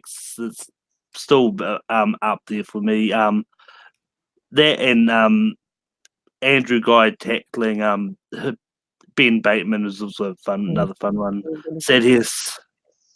My favorite moment, I believe was it a throwdown or no? I forget. Was it collision or it was when Kalinowski beat Smets and like not the don't tell Peter thing, but just when Mike won, like the guy has it was collision. Yeah, the man has he can be a heel at sometimes, like much times throughout the SmackDown, but you can see that that's a real human being because when he wins, you see that emotion come out in him, man. I think when he finally beat Rachel and stuff, whenever he won the title, like maybe it's just because it's Mike, but he brings such raw emotion to the SmackDown that it shows that this is a sport, this is a tournament. But you can tell that people try their damnedest to do their best in the show, and you could feel the emotion for him. And I think with Inner Geekdom, just someone who knows Mike personally, he's put a lot of energy done behind the scenes. Like, he was one of the people who really pushed for the tournament. Like, he really, Intergatum is the league he loves. So definitely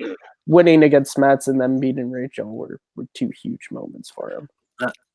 I'll give you two. One of them is Rachel Cushing cementing her place as one of the greatest players of all time by beating Kalinowski in the throwdown to become the second ever double champion.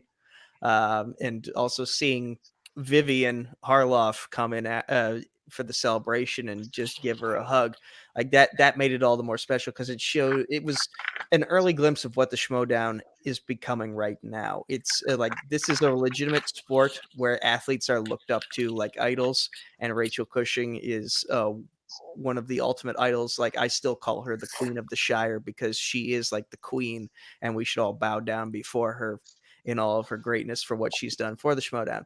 The second moment I will mention, it technically is more so a moment that happened in relation to a Schmodown moment. It's when William Bibiani won the title and Chris Clark threw a party by taking off his shirt and going ham on everything. That was genuine emotion on Chris's part that just made everyone else laugh as a result of it. And you know that we all have friends in this community, and it's always nice to see our friends succeed. And so for Chris to celebrate one of his best friends in the community having their moment of triumph and glory, I gotta respect that. Yeah, I mean that moment is always fun. I mean, I had it put out of my my memory, but now you've just put Chris Clark with a shirt off and back in my memory again. But one of the greatest underlooked reactors has popped up in the chat. Our good buddy JTH, he's given us his JTH. He's given us his answer for the Super Bowl commercial one, which is the Pepsi Max What Is Love commercial, and for the his Schmodown moment is Rachel winning the belt. So we've got that. Good choices. And then we've got, and then I've left the two hardest questions for the very end. Our good buddy Abe has given us some questions. I saw these earlier. The first question is hard. Why is Abe so awesome, Matt? It's hard to describe. Abe's just awesome. I'm being as genuine as I can, not making a joke. Abe has been one of my best friends since I joined the channel back in 2017. Abe's just always someone fun to talk to, whether on stream, off stream, on Messenger, on Twitter, whatever. So yeah, that's why Abe's awesome. Nico, why is Abe so awesome? I've only had a few interactions with Mr. Abe, but he is just the interactions that you do have with him, whether they're limited or frequent, he always makes those interactions worth it. Like, he always makes you feel like you had a good time talking to him. He's a genuinely funny human being. And he's brought this channel and this community a lot of hilarious moments in the past, and I hope to see more of them in the future. And Zedius, why is Abe so awesome? Abe is so awesome. Personally, I don't know Abe, so first of all, Abe, I'm Zaddy. Nice to meet you virtually. But I say, if these guys say that you're awesome, like, and they have good things to say about you, I look forward to getting to know you a little bit more. So that's why you're awesome. And Abe is awesome because he makes our graphics. Without our graphics, we'll just have nothing. This is true. Or if I didn't have the paid StreamYard, we'll just have that in the corner, which is not good to look at all. Well, it depends if you like ducks or not. But the other question that Abe has for us is, what has happened to Freya and Ash? Matt, what has happened to Freya and Ash? Freya and Ash are prima donnas, and they think they're too good to appear on camera for us. Look at who's raising them. Just say. Yeah, I mean, as far as I know, they're safely ish at Kristen's house. But yeah, I won't throw this to Nico or Zeb because they probably don't really know who they are. I think I've heard of Asher once, but I don't know what happened to either of those people. Well, I mean, they're not people; they're Kristen's dogs. Oh, well, Freya and Ash. did they get? You know, I'm not going to say anything because I don't want to put my foot in my mouth. Yeah, I can say they are still they're well, but anyway, before we get angry messages from Kristen, but You think she's watching this? She's not. There are like 4 people watching this right now. And she's not one of them. Trust me. She's not watching us. But and I mean, Brooklyn like to start off the streams of game. I always think it's more fun to end with a game. And I didn't actually have one planned out, but I think because it's a fun one and Matt knows the rules that he can explain it better than I can probably is 6 degrees. Yeah, 6 degrees of Kevin Bacon. So this game always trips me up. This is a classic. Okay. Late night at 6 degrees. So how 6 degrees of Kevin Bacon works is the order we're going to go around is, and this is just because this is the order that appears on my screen. It's going to go me to Malcolm to Zadius to Nico back to me. So how it works is you name an actor, say a movie they were in, with another actor. Once that actor is played, they're out. You can't do it again. Once the movie's played, it's out. Now again, franchise rule is in effect, which means 1 Star Wars, 1 Harry Potter.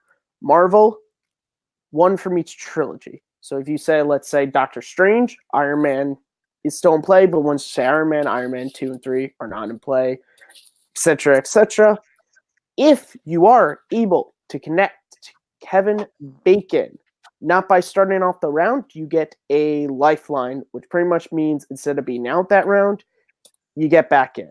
The next time you would have been out. So everybody got that, or do I need to explain a little bit further? I got Just to make sure you start by saying actor. He says Malcolm says. So just an example. So let's say we don't have to use this one, but let's just say Chris Evans was in Captain America: Civil War with Robert Downey Jr. But Malcolm would go, Robert Downey Jr. was in Doolittle with John Cena. You would then go, John Cena was in this with this. Yeah. Okay. Yeah. So everybody ready? Let's get started. This is a good try. Yeah. Okay, I'm gonna say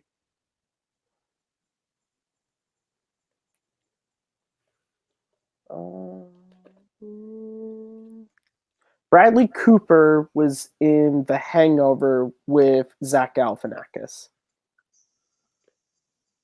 Zach Galifianakis was in the Lego Batman movie with Will Arnett.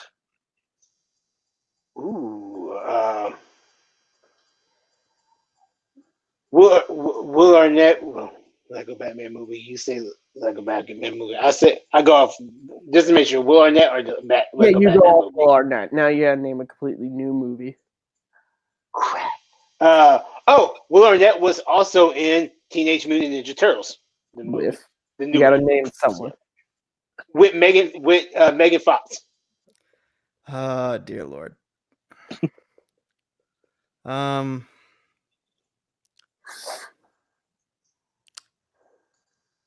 I know what franchise I want to go with. I'm just trying to think which one.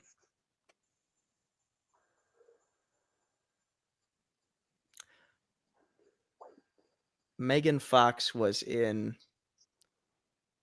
Transformers with Shia LaBeouf. Shia LaBeouf was in Indiana Jones and the Kingdom of the Crystal Skull with Harrison Ford. Harrison Ford was in The Fugitive with Tommy Lee Jones. Tommy Lee Jones was in U.S. Marshals with Wesley Snipes. That's correct. Does that technically count as the franchise? Does that count as a franchise? Sequel to The Fugitive? I mean, I'll let you make the call on that. I will allow it just because it is. I'll allow it because that is new, and a lot of people. I can think of another one, but No, it's fine. Okay. Wesley Snipes is yours. Go. I'm just fucking around with you guys. Wesley Snipes was in Blade Trinity with Dominic Purcell. I've never once fucking heard of Dominic Purcell. So, okay, so now new round has begun because now I got out because Nico had to fucking choose. I fucking hate 50%. So now new round has begun. What that means, Zadius and Nico, is we're at complete reset. Once someone's out and new round begins, reset. That means Harrison Ford, Will Arnett, Indiana Jones, fugitive movies, they're all back in play. So Okay. now it's going to go Malcolm to Zadius to Nico to Malcolm. So. Just out of curiosity before I actually start, do you know any other movies Dominic Purcell was in, Nico? Not really, no. I mean, Good way to lock it up. Yeah. well, I mean, it's one of those ones that's a really bold strategy to play. If we're playing the other game Brooklyn Locked and Play, which I may or may not bring in, then Nico could have easily been challenged, but I'm not. I know what game you're talking about too. Yeah, I know. All right. Exactly. Yeah, I'm going to do that. Peter Jackson was in Lord of the Rings: The Fellowship of the Ring with Viggo Mortensen. Oh, okay. So Viggo Mortensen was also in The History of Violence with William Hurt.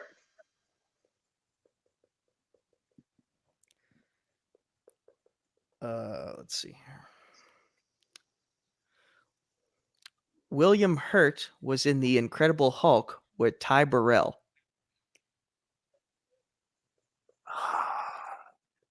Oh, there's a movie I know that he's been in.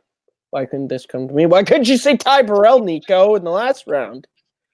I hope go with Nico a gets lot. out on this one. So Because Ty Burrell isn't in Blade Trinity.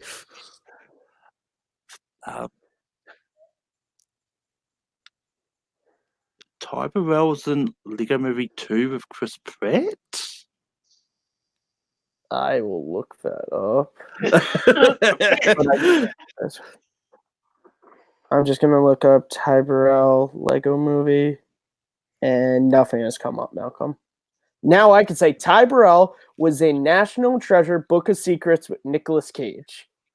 He was. Yeah, he plays. Wait, was he? He was in 2. He was in Book of Secrets. Yeah, you're right. Yeah, he plays the White House correspondent who Nicolas Cage's technically ex-wife is dating. I remember that because I remember when Modern Family came out, I was like, "Oh my god, that's the guy from National Treasure too."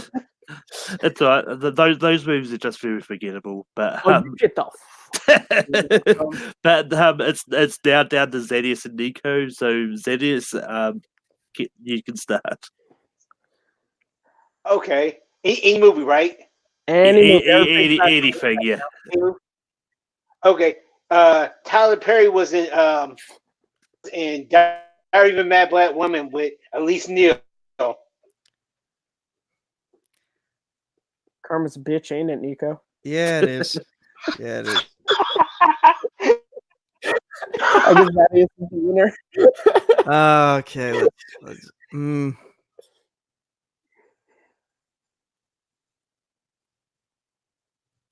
There's always that one person who starts off the round like this. You see why I was going for the heavy hitters early on? Because I don't know that many movies. So I'm pretty sure James White did a starting like this re-roll pick. I'm sorry, wait. You don't know that many movies. You're saying Blade Trinity is one of your heavy hitters, Nico. You need to see a lot more movies. No, Dominic Purcell was the heavy hitter, not Blade Trinity. Okay, you meant actors. I thought you were talking about movies. I'm just going to forfeit right here. I was about to use the podcast, which means the winner of 6 Degrees of Kevin Bacon is Zadius. Bravo, good sir. Bravo. But yeah, We've hit the 2-hour 10 mark, which I think is the perfect time to stop, and we covered everything that we needed to do. I believe this was longer than the first 2 parts of Crisis, which obviously means that we had a useless conversation. Isn't that right? But anyway, we're going to go into plugs. Matt, where can people find you online? You guys, as always, can find me at Kearns_Matthew on Twitter, MattMoves611 on YouTube. Please check out the first episode of my new series on that channel. I'm just calling it the Best Of series. The first episode was on Doug Walker's The Review Must Go On, which I consider to be my favorite video on YouTube. And please check out Second Look is coming back in February. The first episode I'm going to be covering is Rocky 3, and then I got a whole slate of movies picked out for the rest of the year. You can also, that's kind of it, because I don't have any more Schmodown stuff to plug, which I guess I'll just plug here, guys, just in case you didn't, you don't follow me on Twitter, and you didn't see the last summit I was on. I want to refocus my time on other projects on the channel, including a secret one that me and another member of Take 3 are working on, which means I will not be a part of Shimonon stuff at all this season. I will not be doing any reactions. I won't be on the summit. The most you'll see me doing is maybe I'll pop up in an interview, and even then that would probably just be with Kristen or Malcolm or Doug or someone else, and I'd probably just be recording it. So thank you guys for everyone who watched my Shimonon stuff. This was not an easy decision, but it's a decision that I think is going to help this channel grow this year. So yeah. But Nico, I know you've got a go to Zad first, because I am going to go long. Zadius got Plus, well, good people, y'all can find me on Facebook, Twitter, or Instagram at Zadius Smith. That's Z-A 2 D's E-U-S Smith.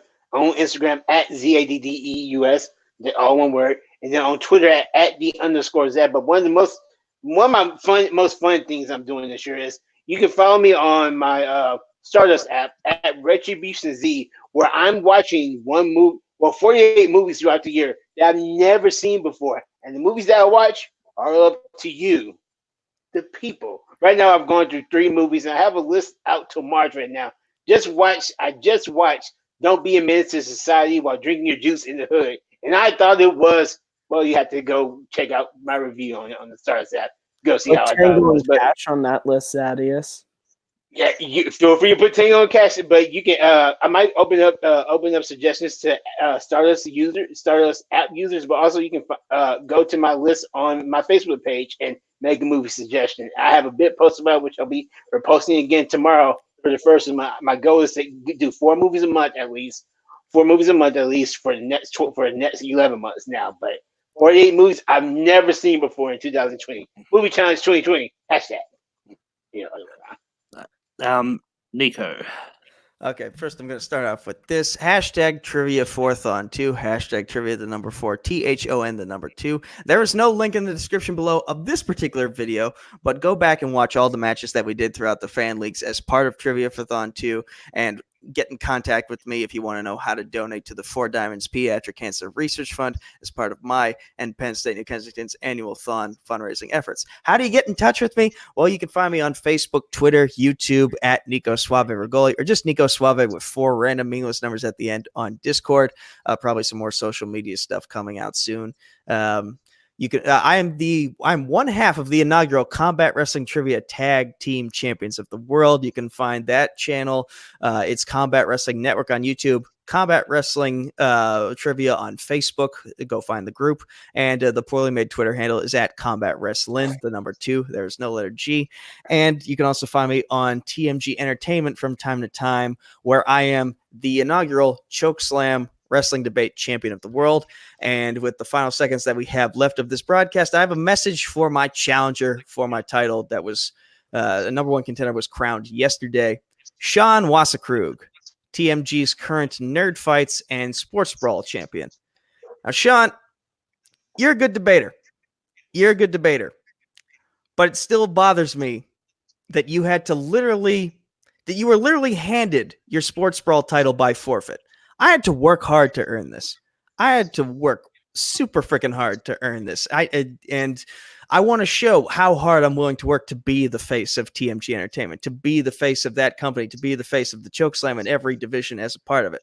So you and I, we're going to be facing off in the main event of Night 3 of Debate Kingdom on TMG Entertainment's channel. And we're going to be facing off for this title. But before we do, I have an open challenge. Let's do a pre-show on February 26th. I would like to make my debut in the Nerd Fights debate division against anyone, whether it be someone who's had a couple matches, someone who's had no matches, whether it be the Nerdgasm champion over at Multiplex Timberkala, or whether it be someone from Movie Fights or from the Schmodown who has made a great many waves in the worlds of trivia and debate. I don't care. I want to, because Sean, you're playing 3 matches. I figure it's only fair that I at least play 2. Let's even the playing field a little bit. I'm putting my energy on the line and everything in between. I want to be the first one in Debate Kingdom, and I want to be the last one to leave Debate Kingdom. I want to show how much I take pride in being a champ. But yeah, with that you can Weird transition, I know. with that you can find me on Take 3 hosting Rankum every Saturday night. Tomorrow we're talking about comedy movies of the 2010s, which just happened to coincide with the top 10 show, which also did comedies of the 2010s. But you can also sort of find me all around the fan leagues, hosting Formula Random on Tuesdays. It's back this week. This week we've got Caleb Coho versus Jake Marangoni in a screenwriters match. And you can also, and that's basically all you can find me realistically. So yeah, until the next time you see us, we are out. Gotta work on that intro.